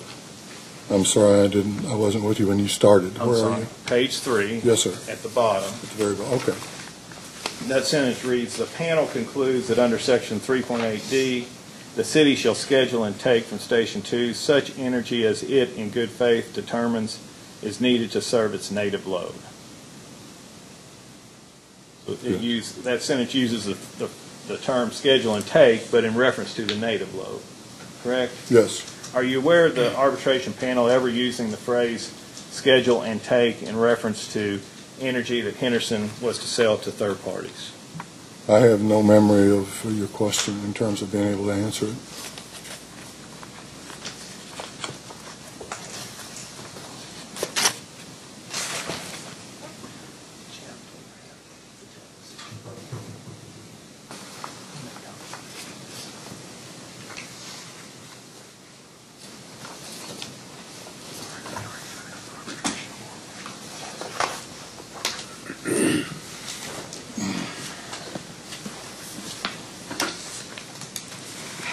May I ask you a question? I may have misunderstood your question. Mr. Chairman?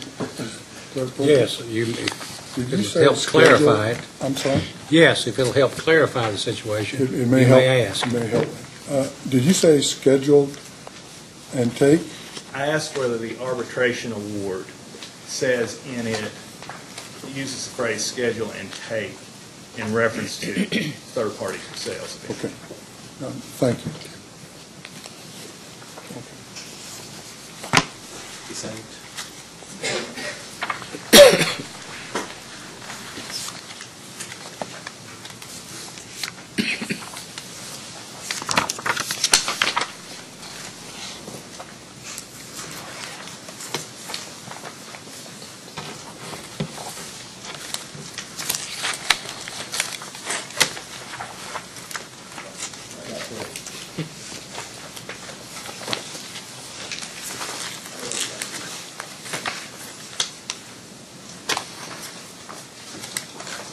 Mr. Quick, I believe this has been marked Exhibit 8, and you recognize this as a part of deposition testimony that you gave in this arbitration proceeding that we just were discussing.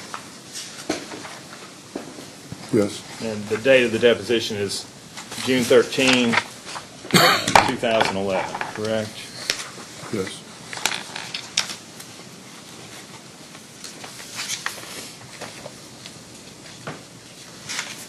And if you would, turn to page 180.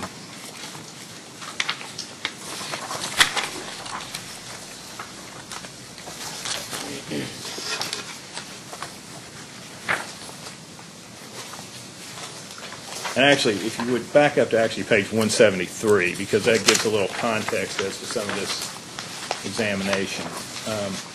Do you remember being examined by an attorney named Scott Green who represented Big Rivers in this proceeding, this arbitration? Yes.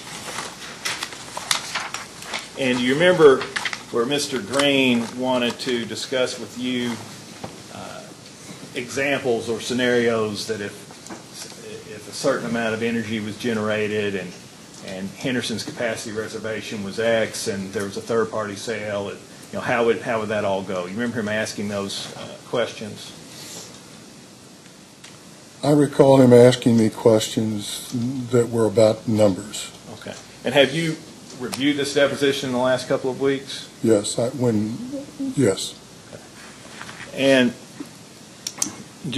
there's a specific hypothetical that I want to talk about, and your testimony concerning it. And then if you look at page 173, on line 7, Mr. Green starts, and confirm I'm reading this correctly, Mr. Quick, I would like to take you back to section 3.8 and the hypothetical that you gave us earlier, and that would be the 100 megawatt reserve capacity of the city. Now, it's currently 115, correct? Yes. And this is just a hypothetical of 100. That was your understanding, correct? I don't recall what my understanding was of the But he the mentions 100. 100 megawatts. He mentions 100. Right. The city only needs 90 in a particular hour, so that's 90 for a native load, right? That's the way I would read the question. Yes. They schedule 5 megawatts to AEP. What is that American Electric Power? You would have to ask Mr. Green. Okay. To a third party named AEP at a market price, correct? That's the question. And they take 5. And he says, and they take 5, or excuse me, there's 5 megawatts available for Big Rivers. Okay, so we've got, so if I'm correct in what question he's trying to pose to you, he says, do you recall that scenario? And you answer yes. Right. He's proposing a scenario where there's 100 megawatts of reserve capacity for Henderson. Henderson takes 90 for its native load. Henderson's got a sale to a third party for 5, and then there's another 5 megawatts left after all that. Correct? Okay. And now turning to 180.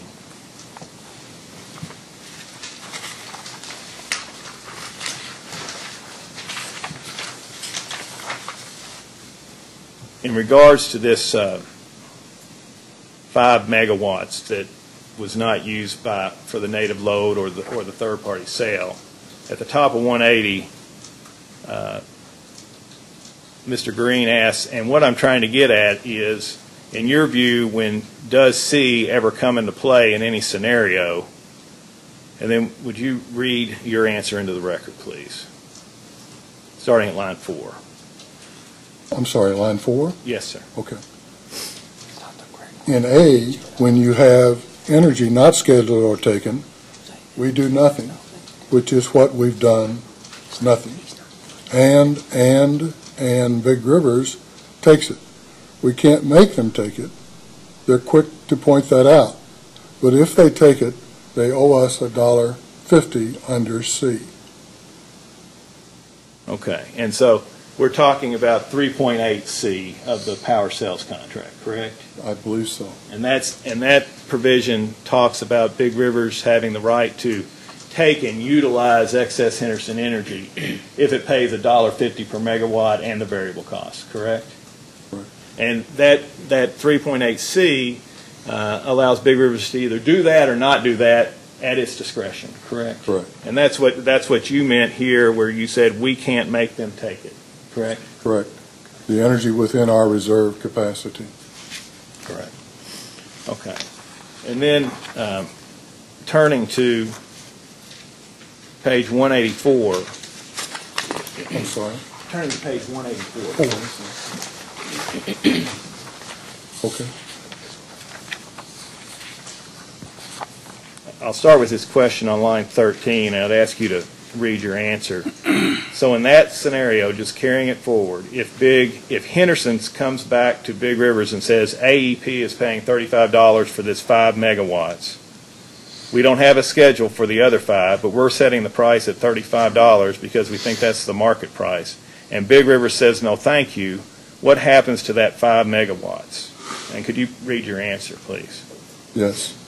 Well, since it belongs to Henderson, I don't know. I don't know whether they can sell it. They do nothing, and Big Rivers ends up taking it under A. We didn't schedule it, we didn't take it, schedule or taken, and they take it. I would assume it's under A, that they owe us $1.50 a megawatt for whatever they took, since we didn't schedule it. Okay. And again, you're talking about, when you say they take it, we're talking about Big River's taking it, is that right? That's correct. And when you're talking about them paying $1.50, you're talking about that provision 3.8C where Big Rivers has an option to take it and pays the $1.50 in variable costs, correct? Yes. Okay. And then the next question by Mr. Green is, in that scenario where Big Rivers has rejected your offer and you go back and you can't schedule it, so Big Rivers has rejected the offer and you go back and you can't schedule it because your scheduler had already tried and there's nothing available out there, is it your understanding that those megawatts are still going to flow? They got to go somewhere. And what was your answer? It seems to me they wouldn't flow if they're not. If somebody can operate the plant. I mean, they're not. Big Rivers would be operating the plant to meet the schedule. I would say at this point, what schedule would we be talking about? What schedule were you talking about? What schedule was I talking in your about in my answer here? Yeah. We would be talking about a schedule that our market participant would have submitted to Big Rivers for its energy related to its reserve capacity. Okay. Has Henderson ever submitted a schedule of its native load energy requirements to Big Rivers? No, not that I'm aware of. And I think that the next question is, I thought you said really operate this plant. I thought you said you couldn't really operate this plant as if it's on a switch. And what is your answer? It isn't. I'm just saying that no, they're not going to just be shooting it into the ground. I don't think. It's going somewhere. Somebody's going to take it. Go ahead, keep going. Oh, I'm sorry. I'm just saying who owns. If they say they don't want it, they don't want it. They don't owe us anything. They don't owe us $1.50. And then the next question, all right, if they don't want it, in that scenario, that last 5 megawatts, and your answer's right, and he continues, and you can't schedule it, who's going to pay the variable costs? And what's your answer? I don't know. That's all the questions I have.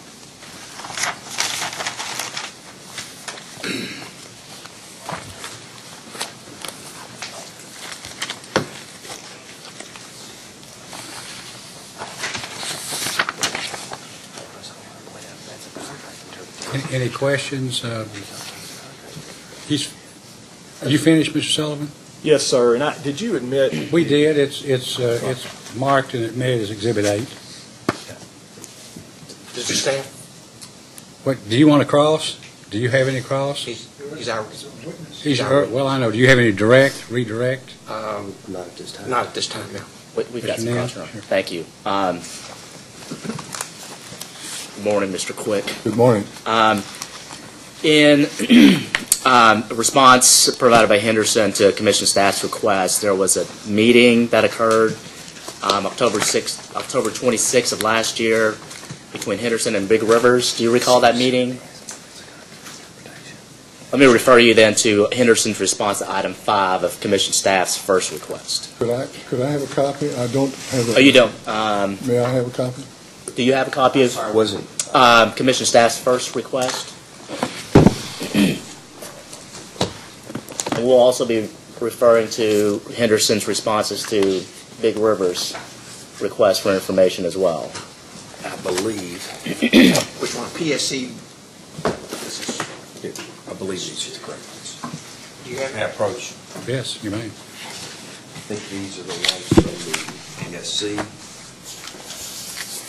And I'll put the also. Was item 5 of staff's first data Make request? sure I've got the right one. Where does that start? Request 5? Yes, sir. Where it says refer to quick testimony? Yes. Then we've got the right one. Thank you. Okay. So in that, the response to that question relates to a meeting between Big Rivers and Henderson that occurred in October 26th of last year. Do you recall that? Yes. Okay. There wasn't anything that resulted from that meeting. Were there any subsequent meetings between Big Rivers and Henderson related to this matter? I don't think so. Okay. I don't have a memory of one right now. Okay. No phone calls or anything related to any issues related to this matter? I think there were some phone calls. Well, that would attempt to sort of come to an understanding as to some of the issues in the case in terms of the scheduling and that sort? Well, my answer is I don't know, Okay. because the phone calls, I did not take the call. Okay. The calls. Okay. But I think there were some calls, but it may have been some comments about it, but I just don't recall the details of the conversations. That's fine. That's fair Okay. enough. Okay. If you can refer now to Henderson's response to Commission staff's item 5 of staff's first request. I'm sorry, item 7 of staff's first request. Does it start, will Henderson allow Big Rivers? Yes. Okay, I'm okay. Okay. And when asked if Henderson would allow Big Rivers to idle or place in standby service one or both of Station 2 units, Henderson's response was that, and I quote, Henderson is unable to entertain Big Rivers' proposal in its current form, as the proposal provides no assurance to Henderson that energy associated with its reserve capacity would continue to be available at no increased cost to Henderson, close quote. Is that correct? Yes. Okay. Can you explain Big River's current proposal and how it would cause energy associated with Henderson's reserve capacity to perhaps increase in cost? Well, if I understand what Big Rivers is proposing, they want to idle, for economic reasons, one or both of the Henderson units. And they want to represent us in the MISO market and to purchase the power that we want for our native load and the other energy related to our reserve capacity. That's what I think they're proposing. Okay.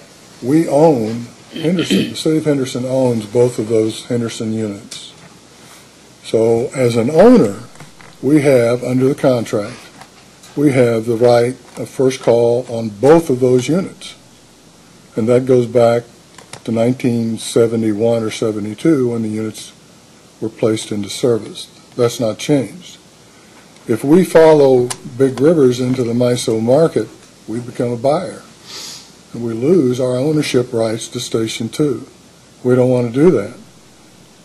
Our rates are very competitive, maybe the lowest in the state of Kentucky.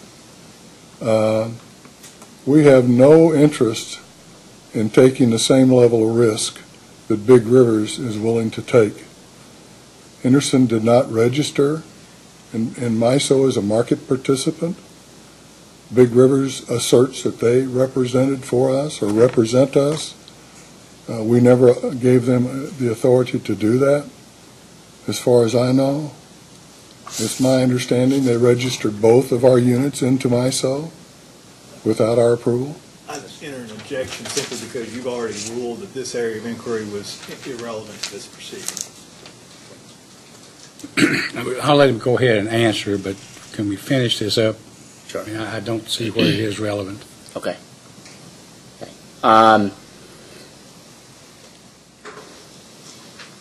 So if you can refer now to Henderson's response to Big Rivers request for information. Yes, sir. It would be items. There will be 2 items, 5B and 9.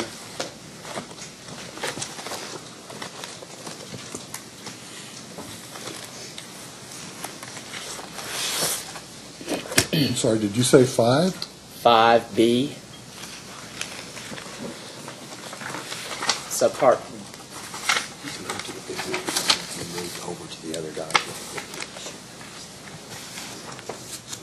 response to Big River's request number, just so he's clear, number Yeah. 5. Did you move to the other Number 5. document? I did, but I'm not there, I don't find Let me it. see it.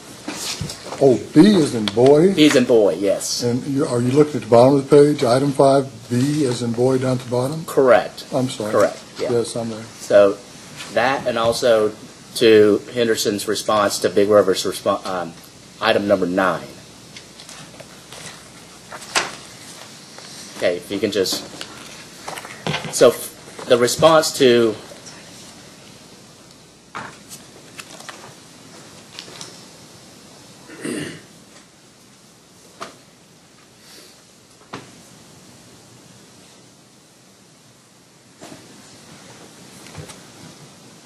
I'm sorry, just give me 1 second.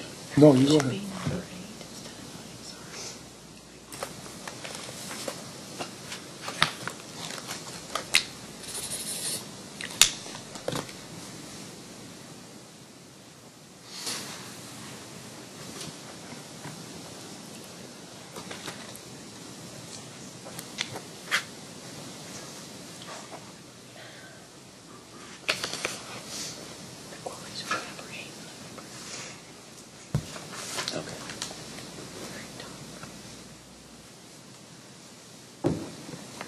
Okay, I'm sorry. Not item number 9, but item number 8.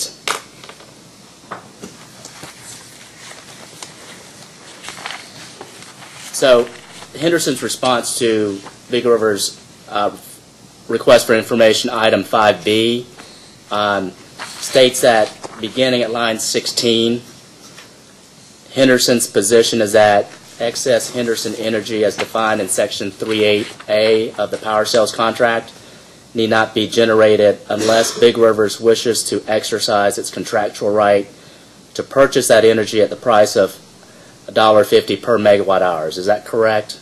Yes. Okay, and then if you turn now to the response to item 8, and at the beginning of that response, it states that Henderson is not aware of any contractual provision that would permit Big Rivers to cycle or idle one or both units for economic reasons. Is that correct? Yes. Okay. And for clarification, can you just explain in a little bit more detail what it means to you to cycle one or both of the units at Station 2? For economic reasons? Just to cycle it in general. My explanation would be to idle one of the units or both of the units. They have the right to have a unit out of service for maintenance, of course, as the operator. But we don't find any language in the contracts that allow them to take a unit offline for economic reasons or idle one of them, or I don't know how else to explain it. Okay, just in general, what is your definition of what it means to cycle a unit outside of the contractual obligations or any provisions that may be addressed or not addressed in the power sales contract? Just based upon your industry understanding of what it means to cycle a power plant. My definition would be to take it off of the line or to idle it in such a way it could be placed back in service within a relatively short period of time. Okay. So both idling and cycle to you would be sort of synonymous? I think you could use them synonymously. Okay.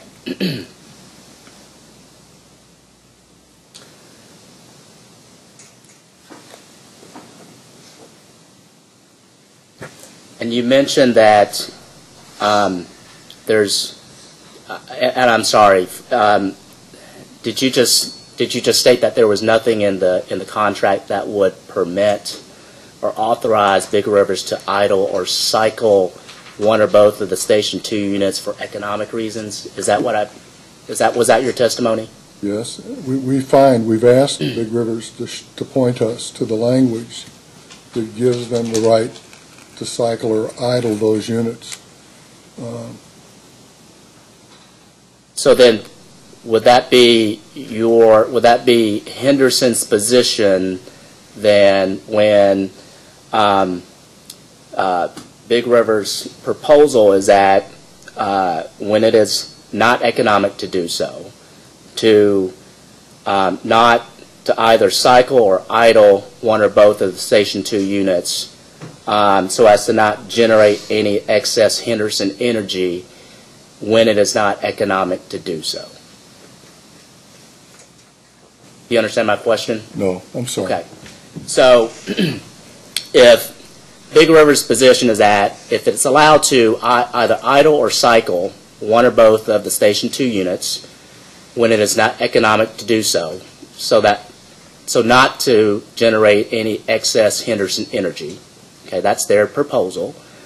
Henderson's response would then be, if this is characterized fairly, would be that Big Rivers is not authorized to do so or has not shown that it has the authority to do so under the contract. That's correct. We find no language that in the contracts that gives them the right to do that. Do you find any language in the contract that permits them or prohibits them to do so? The language in the contract says that those units must be run continuously, economically, safely, prudently. It doesn't give them any right to idle one of the units, take it offline, or to cycle it for economic reasons. So if the contract provides those type of obligations to Big Rivers, is that subject to the consent of Henderson? That's our understanding of the contracts. It is a contract question that they would have to receive Henderson's permission to do that. Okay. So if they are requesting Henderson's consent to cycle one or both of those units when it is economic to do so, so as to not generate any excess Henderson energy, would or would not Henderson consent to such a proposal? I believe Henderson would consider cycling or idling one of the units if Big River stepped forward and assured us that we could maintain service to our customers at the same level as the owner of the two units, at the same level that we have today. Has Big Rivers made that assurance to Henderson? Not that I'm aware of. Has Henderson asked for that type of assurance directly to Big Rivers? I know of some conversations that we've had with Big Rivers expressing our concern about our ability to have the first call on both units.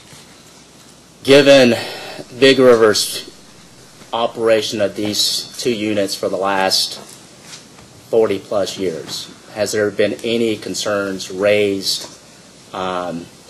with respect to how Big Rivers has operated one or both of these units that has triggered any concerns for Henderson to call into question Big River's ability to operate those units? I'm not aware of anything prior to my time. You'd have to have someone else testify to that. Sure. Beginning with when you started with Henderson in 2006. They are the operator. By contract, they're an independent operator. We have an individual who is assigned to be at the plant every day, the Station 2 coordinator, full-time position. Even though we don't have any of those folks that work there are not employees of Henderson. We also have a power production director, and both of those individuals look after the overall operation. They don't guide or direct anyone at Station 2. They just look at the contracts and make sure that Big Rivers is operating the units the way they're supposed to be operating them.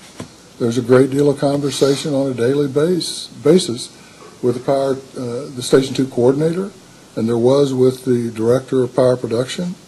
The only issues that I know about, other than the litigation that's been going on now for 8 years, that was recently resolved at the Supreme Court, The only other items that I can think of that come to my mind are at the end of each month, we look at the expenses for the prior month and talk about those. And there have been disputes about those, whether they're legitimate expenses for Station 2 or not.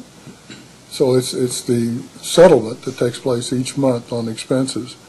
And those have historically been argumentative in terms of what they could expense to Station 2 and what they could not expense to Station 2.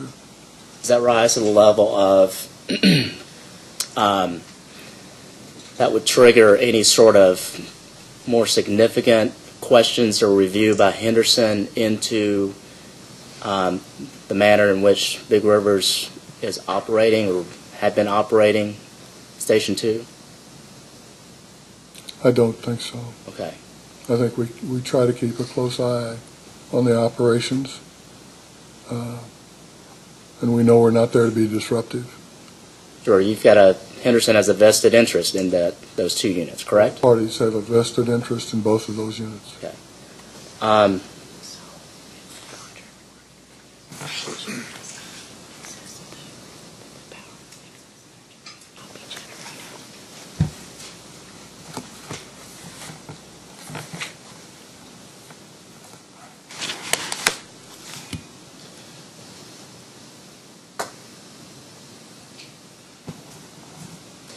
So if the power sales contract require the Station 2 to be run continuously, how do you reconcile that with Henderson's position with respect to the statement that is in response to item 5B, where Henderson states that Henderson's position is that excess Henderson energy as defined in Section 3.8A of the power sales contract need not be generated unless Big Rivers wishes to exercise its contractual right to purchase that energy?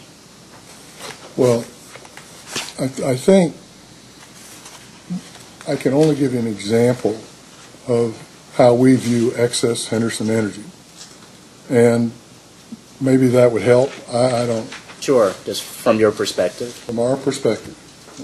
They won't agree with it, of course. But it's consistent with the arbitration award. It's consistent with our position during the arbitration and the litigation. If you can look at the output of the unit at currently 312 megawatt hours, and then start breaking it down into chunks, it made more sense to us. Henderson has, to start with, if you look at it vertically, if you're describing the 312 megawatt hours. So you're stacking it? Stacking. Okay. Henderson, under the contracts, and I don't think that Big Rivers would make the argument, I've never heard them make the argument, that they had any right to the energy required to serve our native load for the citizens of Henderson's native load. I've never heard Big Rivers assert that they had any rights to that energy, megawatt hours. Also, Henderson has never asserted a right in the energy related to its allocated capacity to Big Rivers, which is the 197. So if you look at this vertically, the first block of power goes to our native load. I don't think they would disagree with you. So that would be the 115 megawatts? No. Or up to 115 megawatts? No. That's reserved. It would be the amount of energy within our reserve capacity required to serve native load. On an hourly basis, on average, we require about 77 megawatt hours an hour. But now in the summertime, when the peak hits, our demand, what we need is more. But we reserve 115 megawatts, and we allocate the balance to Big Rivers. So of the 115, there's only a few hours a year that we need anything close to that. So that what's remaining, up to the 115, now going down to what the native load is, that's excess Henderson energy if it's not scheduled or taken by Henderson. Okay. So, Go ahead. Do you want me to go ahead? yeah, go ahead. Okay. So now you go all the way up from the, let's say the 77 to serve native load, up to the 115. That's Henderson's reserve capacity. It's reserved energy. And here's the question. The amount of energy, that little sliver, if I understand this discussion today, that little sliver above native load up to our reserve capacity is what their argument is. The little sliver. It's not the 197, and it's certainly not, they've never claimed they have an interest, legal or contractual right, to the amount of energy to serve our native load. It's just that little sliver. So if you're stacking it vertically, Henderson's native load gets the first block. And at this time, it's 77, let's say, on average. The amount that's left over, round a number, let's say 30 megawatts or whatever it is, 30 megawatts left over. Now the question is, it scheduled or taken by Henderson? If your answer to that question is no, Henderson didn't schedule it, and they didn't take it, then the only way you can look at excess Henderson energy is to move that block of power, the 30 or whatever megawatts it is, to the top. And why? It's because it's voluntary. Only big rivers can make the decision of whether or not that energy becomes excess Henderson energy, because they have to claim it under Section 3.8C at the $1.50. They were very clear in the litigation that they did not have to take that energy. So if you just stack it up and leave it right above the 77, you're forcing big rivers to take something that they say we don't want. That's not fair to big rivers. The only way you can get there is to move that to the top, right up next to the 312. Then big rivers gets its 197 all the way up to the top, whatever its allocation is. The only way you put big rivers into excess Henderson energy is if the generators generate more than the 197 and the native load. And that's the way big rivers looked at it since 1998. And in the indemnification agreement, in Exhibit A, I think it was, the one thing that we can't agree with is it's missing a piece of what I just described. And we respond to that in our responses here. And that is, they don't recognize, Big Rivers does not recognize that little sliver in Exhibit A. They claim if you look at Exhibit A, it shows that the native load comes first, then Big River's allocation comes next, and then excess Henderson energy. That's why we couldn't agree with A. We are not a party to Exhibit A. We didn't know Exhibit A existed until after the unwind, and they notified they were filing a lawsuit against us. Okay.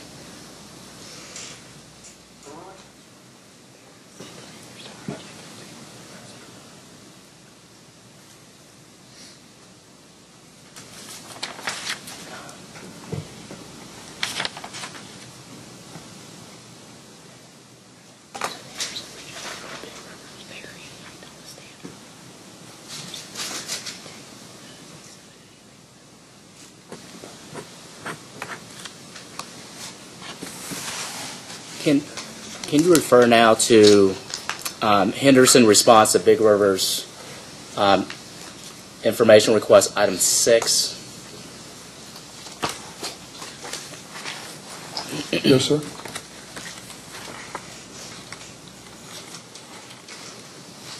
Well, before we go to that, just going back to the cycling or idling of a unit, Yes. one or both of the units. Do you know whether Big River cycles the generating units that Big River owns? I wouldn't be able to answer that for you. Okay.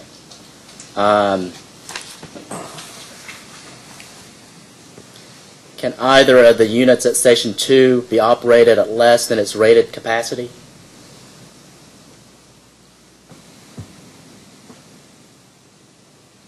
Are you asking me about the net rated capacity, or are you talking about the nameplate capacity? Let's go with the net rated capacity. Okay. Well, that is the 312 megawatt hours. And even before you answer that question, what's the net rated capacity for Unit 1 and Unit 2? Are they similarly sized or? 150, 55. Okay. Go ahead. And then can either one of those units be operated below its net rated capacity? They are operated below the net rated capacity. In his testimony, I think Mr. Berry says that they're running the units at 115 and 120, something like that. That was the minimum amount, so. Yeah. Okay. I think that's what Mr. Berry is asserting, and I think that's what they've been doing on occasion. Now, they may be able to even go down further, but we have no test data. We have no test data that would show us the 115 and the 120 that's in the testimony are the correct numbers. Okay. If over time a unit is operated at different levels of capacity, is there a term for that type of operation? For example, is that called cycling? Well, I think increasing and decreasing would be cycling. Okay. And idling, I think, would be you actually took it offline, and there's a lot of things you have to do to get them back online. That's what I think. Okay. So now if you can refer back to Henderson's response to item 6 of Big River's data request. Yes, sir. On lines 11, page 13 of 26, and then on lines 11 through 15.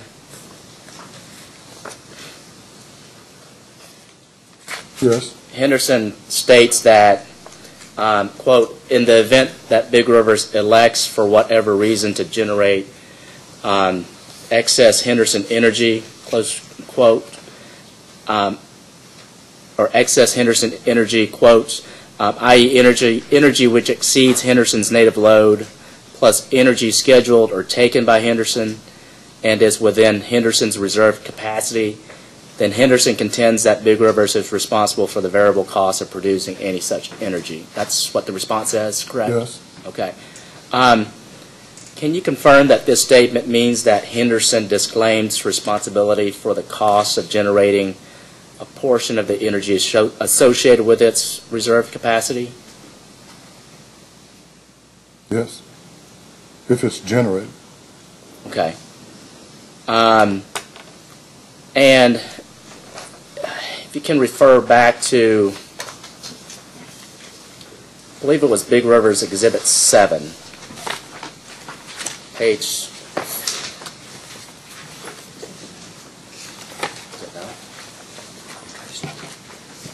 arbitration.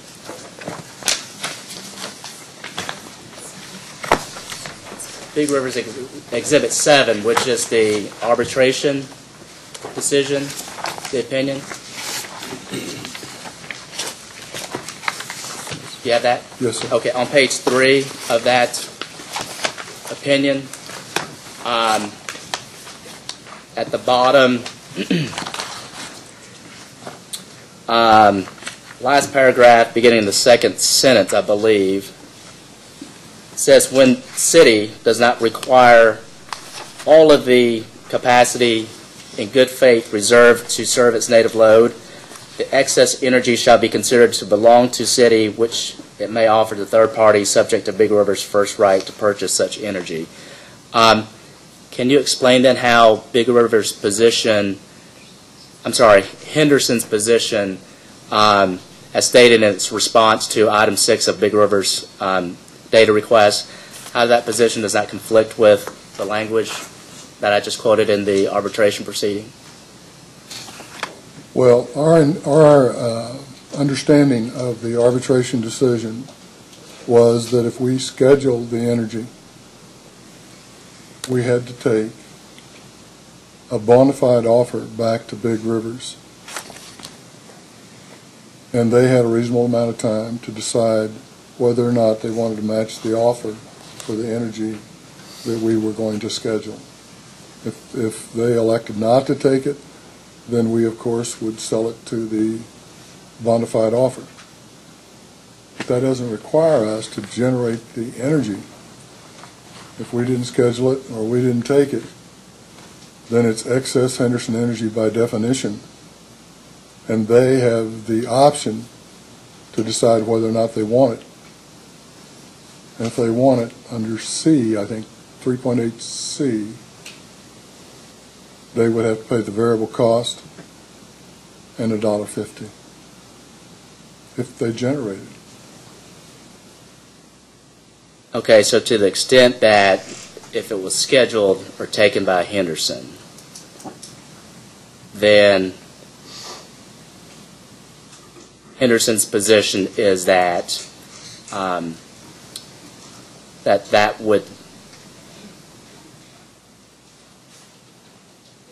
that would allow Henderson to either serve as native load or sell it to a third party or into the market. Is that correct? With Big Rivers having the first right of refusal for that energy. Yes. Okay.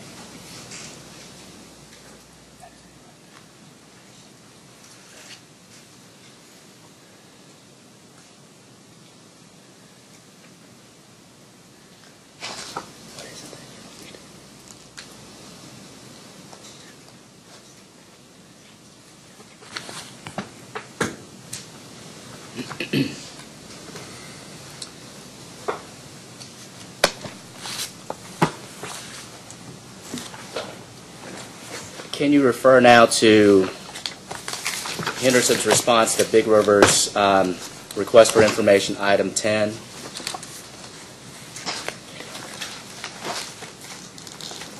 Yes. Okay, it's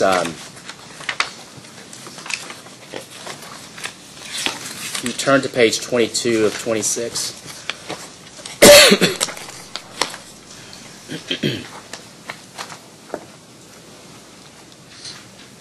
Yes, sir. Beginning at line 12, the response states that if Big Rivers does not wish to exercise its option to purchase excess Henderson energy from Henderson, then excess Henderson energy should not be generated. Would Henderson be agreeable to Big Rivers offering the Station 2 units into the MISO market as economic commit status rather than must-run status? No. Why not? Because we don't want to take that, we don't want to take our load into the market and our rights.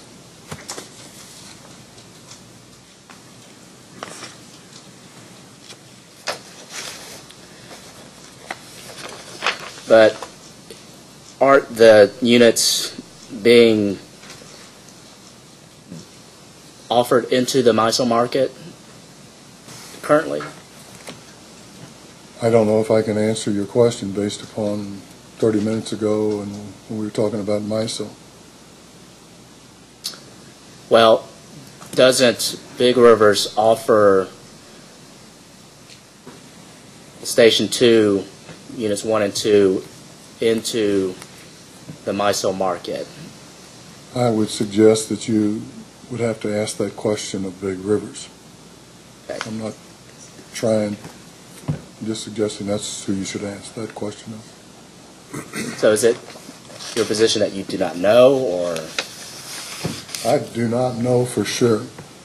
I think they have registered as a market participant in MISO for the city of Henderson. We never approved that. We think they registered these 2 units in MISO without our approval, but I don't know that for sure. We've asked for people to give us the documents. Nobody will produce them, Okay. as far as I know. Give me 1 second, please.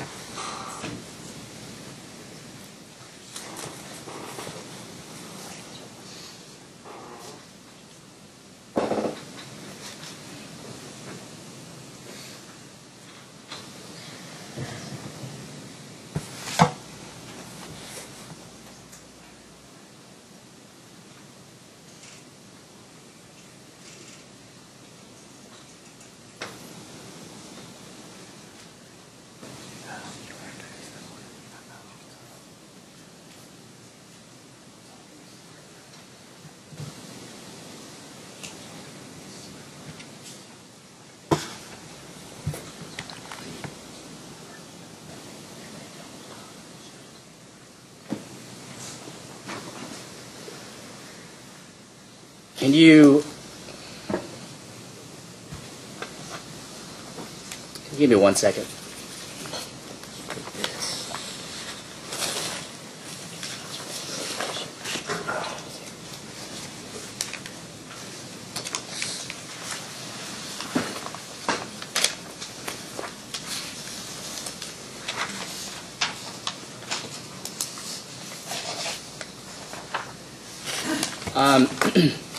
Mr. Quick, were you here this morning during Mr. Berry's testimony when he said that Big Rivers would be willing to extract itself from the power sales agreement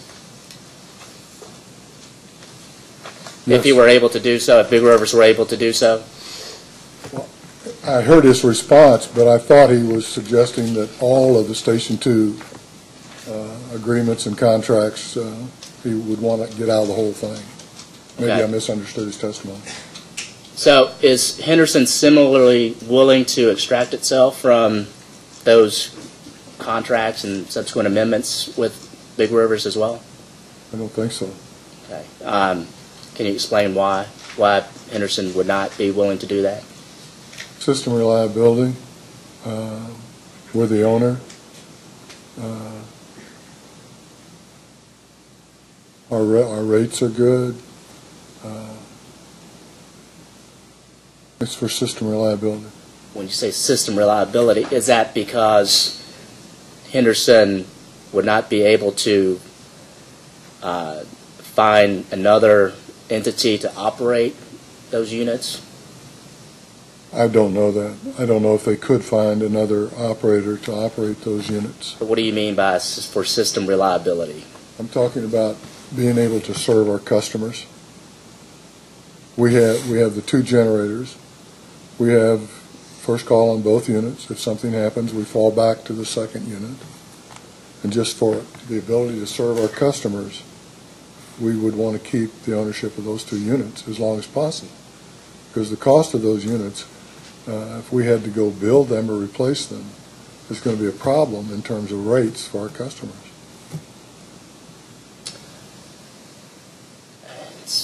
Correct me if I'm wrong, I thought it's my understanding that Henderson owns 100% of Station 2. They do own 100% of Station 2, but under the contracts that were executed in the 70s, we reserve certain capacity to serve our native load, and we allocate the remaining capacity to Big Rivers on an annual basis. In the beginning, Henderson reserved around 12 megawatts of capacity. That has grown to 115 now. But we've always allocated whatever the difference was from the net rated capacity versus what Henderson's reservation was. That difference was allocated to Big Rivers under the contracts, as provided within the contracts. That's what Big Rivers agreed to, and that's what Henderson agreed to. So how does the allocation of the capacity for Station 2 impact system reliability if... Because there are 2 units. If one fails, we take our service out of the other one. And if the second one fails, there's a system reserve agreement that requires, Big Rivers entered into it, requires Big Rivers to provide the service and it specifies at what cost the service will be. And Big Rivers, I'm sorry, Henderson's, if it had the ability to get out of that, the contract and the amendments, that would jeopardize the city's ability to operate units 1 and 2 reliably, such that it would impact its ability to serve its native load? Henderson has only taken a position that we expect Big Rivers to comply with the contracts for both units.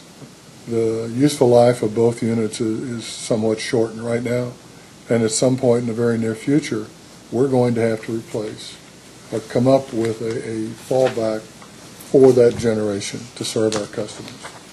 And there are a lot of options, and we've begun looking at those. Okay. Those are all the questions I have. At this time, Mr. Redding, before you undertake any redirect, let's take about a 15-minute break. We'll be in recess till 10 to 1.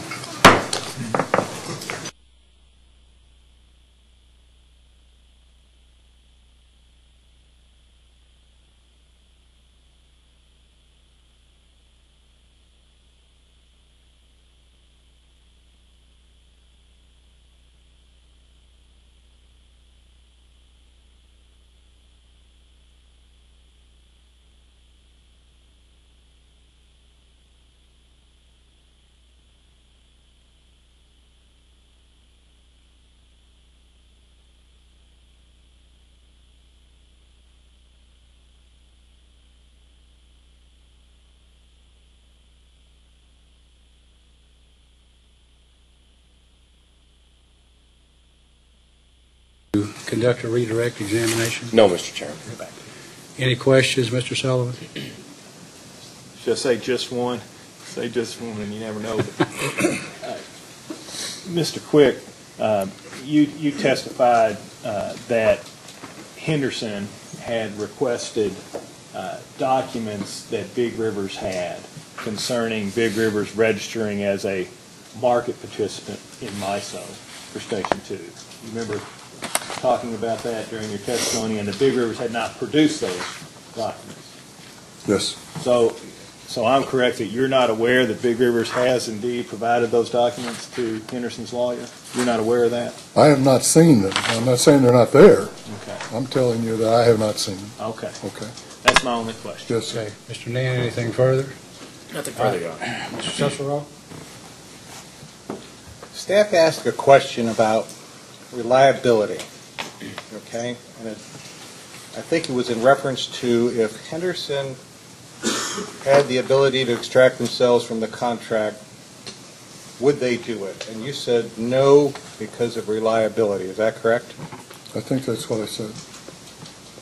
And in your response to what the definition of reliability meant, I think you said low rates, you had first claim to capacity on the plants, there might have been some other reasons, but I didn't really hear you say what the reason for the reliability statement was. Are you saying that Henderson can't run the plant and they therefore need Big Rivers to run it and they can't find anybody else to do it? Is that what reliability means? Or define it, please.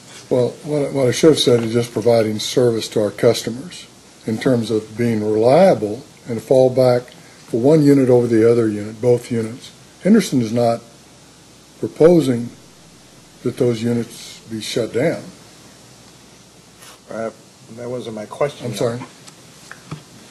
In terms of reliability, are you saying that Henderson is unable to run the plants and they couldn't find anybody else to do it, and that is why they would want to maintain the relationship with Big Rivers? Well, we would want to certainly maintain a relationship with Big Rivers or someone that could do that because Henderson is not capable of running those plants. Okay. We don't have the staff to operate those plants.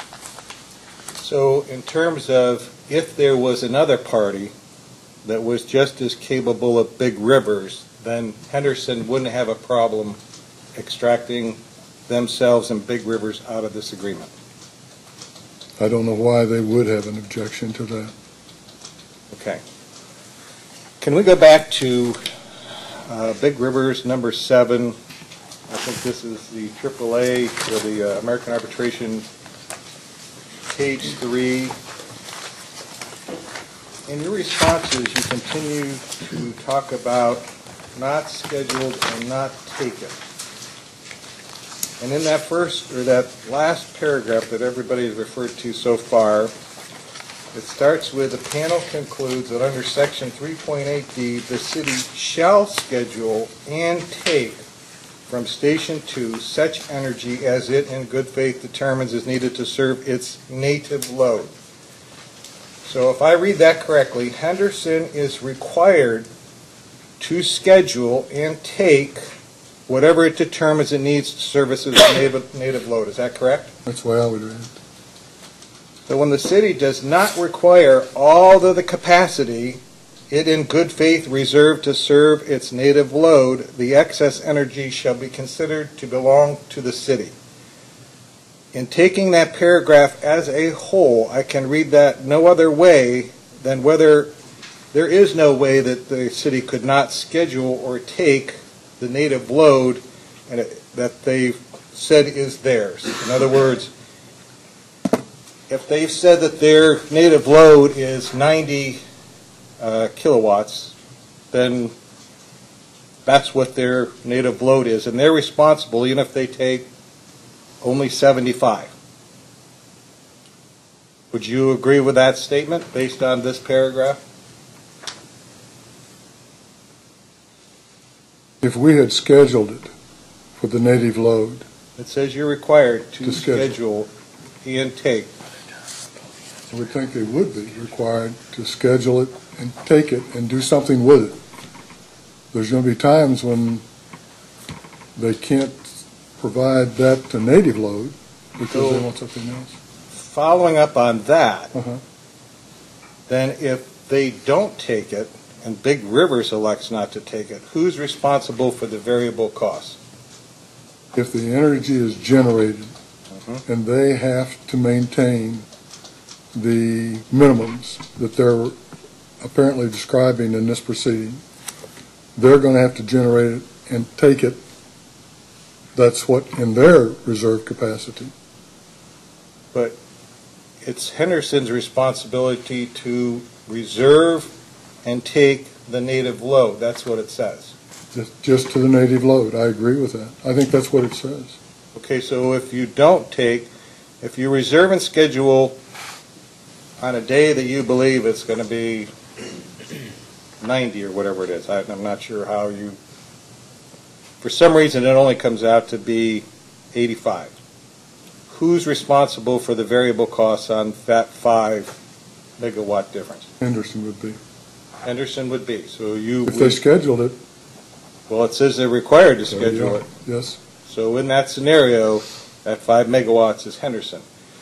So then I got to go back to when you went to your stacking example. Yes. And you said there's 312 megawatts total capacity, of which Henderson has 115 and Big Rivers has 197. Yes. And I believe in your example you said that in a case where that sliver, you called it, between 90 and 115, which is approximately 25, I think you used 30 in your example, that sliver moves to the top of the stack and Big Rivers is responsible for the 197. Until they consume the 197, their allocated piece, Henderson has no responsibility for any of that cost associated. Is that correct? That's the way it was done in Exhibit A of the indemnification agreement. Which Henderson claims no part of. Henderson was not a party. So the 197 first allocation to Big Rivers is something that Big Rivers and LG&E and KWE came up with in their indemnification. That's the way it looks to me. Okay, so they wanted the 197 before Henderson had any claim for utilizing any sale into the market on their own. It's exactly the way it appears in the Exhibit A. Okay, so if we go to a position where Big Rivers now says that 197 that is their allocation, and they decide that they don't want to take any of that 197 because the market is not good for them, what happens then to any capacity demand that Henderson has with them not needing that additional energy? Are they responsible for taking it, or does Big Rivers have to generate it and have it available? And pay the variable? I'm sorry?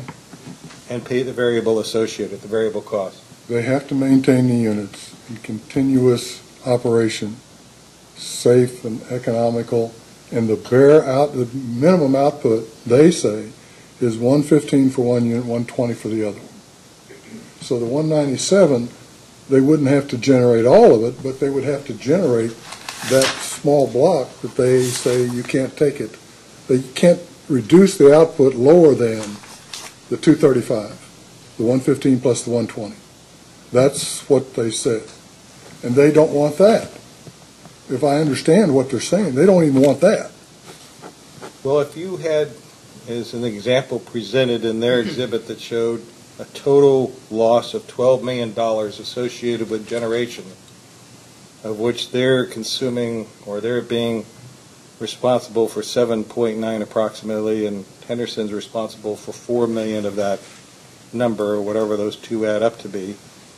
And that is the expense associated with maintaining two units that are running basically for at least what it appears to be for Henderson's aversion to risk by not having both units operating. Do you think that that's a good economic decision for either Big Rivers or Henderson? 4 million on, or do you think Big Rivers should be responsible for the whole 12 million? Maybe I should start there.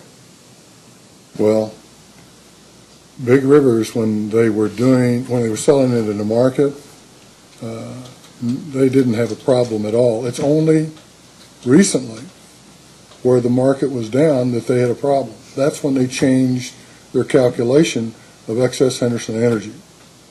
Under the contracts, we don't see any language that gives them the right to do anything other than operate those two units for Henderson as the owner.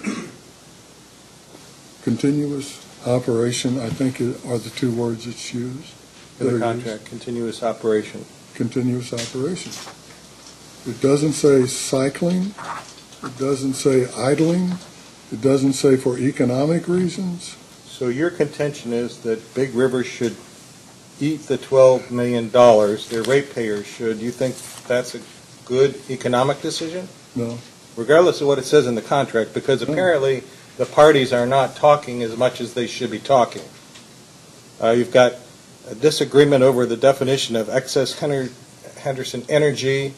You've got a disagreement over how the calculation is completed, on whether you can idle plants or not idle plants.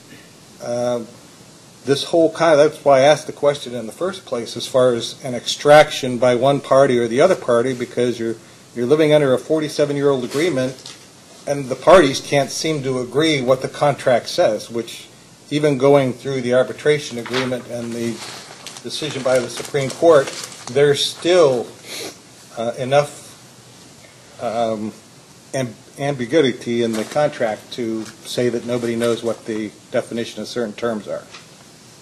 I can tell you that the parties have spent roughly 8 years in litigation over this very section of the document, the contracts at Station 2 that we're here today for, in Section 3.8 of the power sales contract. So after 8 years of litigation through the circuit court, the appellate court twice, and up to the Supreme Court, and I think we spent almost $2 million in legal fees. Apparently, we still do not have an understanding of what that section provides. So I guess I'm going to go back. It's a contract issue. I'm going to go back to my last statement. So with $12 million in economic loss, $2 million in legal fees, I don't know what the legal cost is for Big Rivers, but all this money is being passed back through to the ratepayers, does this seem like a viable economic situation for either or both parties? No. We're not being an aggressor. We're just protecting ourselves. Big Rivers is the one who's been asserting that these contracts do certain things. And we've said, no, they don't. We went through arbitration after 6-7 years, and the arbitrator said, Henderson's right. And here we sit today, and we still don't have access to our energy related to our reserve capacity. So, you have a master's degree in accounting, is that correct? That's correct. With that knowledge base, and knowing that there's a $12 million unnecessary incurrence of cost to ratepayers, would it not be the prudent business person's decision to sit down and find out how to mitigate those costs so that ratepayers don't absorb $12 million, both for Henderson and for Big Rivers, depending on how it's interpreted?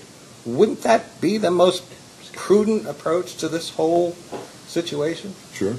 So why are the parties in the situation we're in right now, where at least in idling one of the plants, I would think would be, as long as it can be proven that their supply can back up whatever concerns Henderson has, I would think that that would be something Henderson would want to consider. Would you agree with that, or is that an unfair statement? No, I think it's a fair statement. They've never stepped forward and say this is how we would protect the citizens of Henderson if this took place.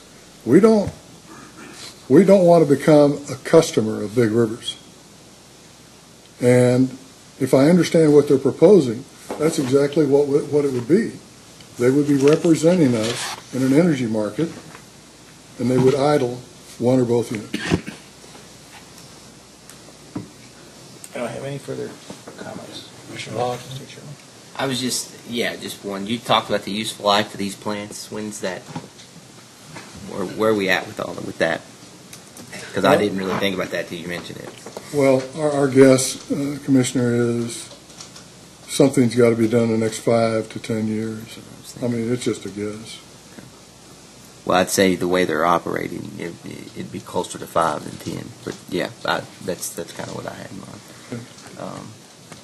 Okay, that's all I had, Mr. Chairman. Mr. Sullivan? Just a couple. Mr. Quick, when Vice Chair Cicero was asking you about page 3 of the arbitration award, and he read that it required the city to schedule and take from Station 2 such energy as it in good faith determines it is needed to serve its native load. And I think you've already confirmed this, but Henderson is not scheduling anything any energy in regard to its native load, correct? That's correct. And what it's attempting to do is schedule third-party sales, correct? No, if I understand it correctly, what we would schedule, if we were allowed to schedule our energy, we would schedule our native load, and we would schedule sales to third parties. As I understood the proposal from the Energy Authority, they would be scheduling our entire reserve capacity. But to date, no schedules have been submitted in regard to native load, and Station 2 is generating energy for your native load, correct? Correct. And there's been some mention of this Exhibit A to the indemnification agreement. Am I correct that if only one unit is running under Exhibit A, all of Henderson's 115 megawatt reservation comes first before Big Rivers will get anything when one unit is running?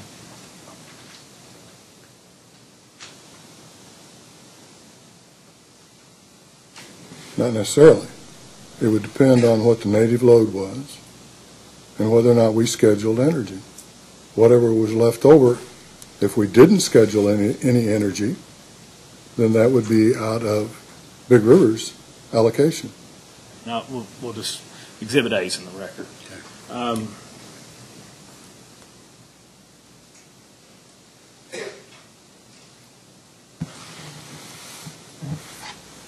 You mentioned that Big Rivers has never made a proposal to Henderson to try to idle one of the units, correct? That's what you just said to Mr. Vice Chair Cicero? That was workable and would protect the citizens of Henderson. But Big Rivers has tried to talk to Henderson about idling one or both of these units, and Henderson was not satisfied with the terms proposed by Big Rivers, correct? That's correct. All right. Those are all the questions I have. Mr. Nant? No further questions. Mr. Redding? No, Mr. Chairman. You may be excused. Oh, anything else, Mr. Cicero? Oh, No, there's, the record stands as it is. yeah, you may be excused. Mr. Redding, do you have any other witnesses? No, Mr. Chairman. All right. If there are no other witnesses, any motions at this time? If not, then I guess we need to discuss any data requests that might be needed. You had two or three, correct? Just two, Your Honor. Two.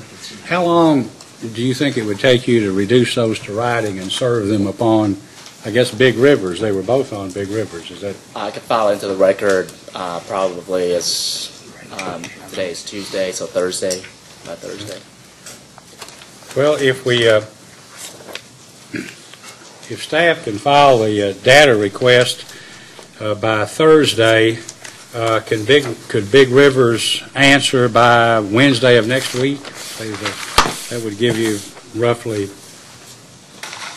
6-7 days, 15th or 16th. Yeah, there's just two requests. Would that be okay? Then I was thinking, I know the parties will probably want to file a brief. If you would, how much time would you like to? I believe the commission's already entered an order on the briefing schedule, and I think February 28th for the Big Rivers brief. And then All right, is that already in? That's It is, already in. yes. Okay. All right. If there's nothing else, then we'll stand adjourned.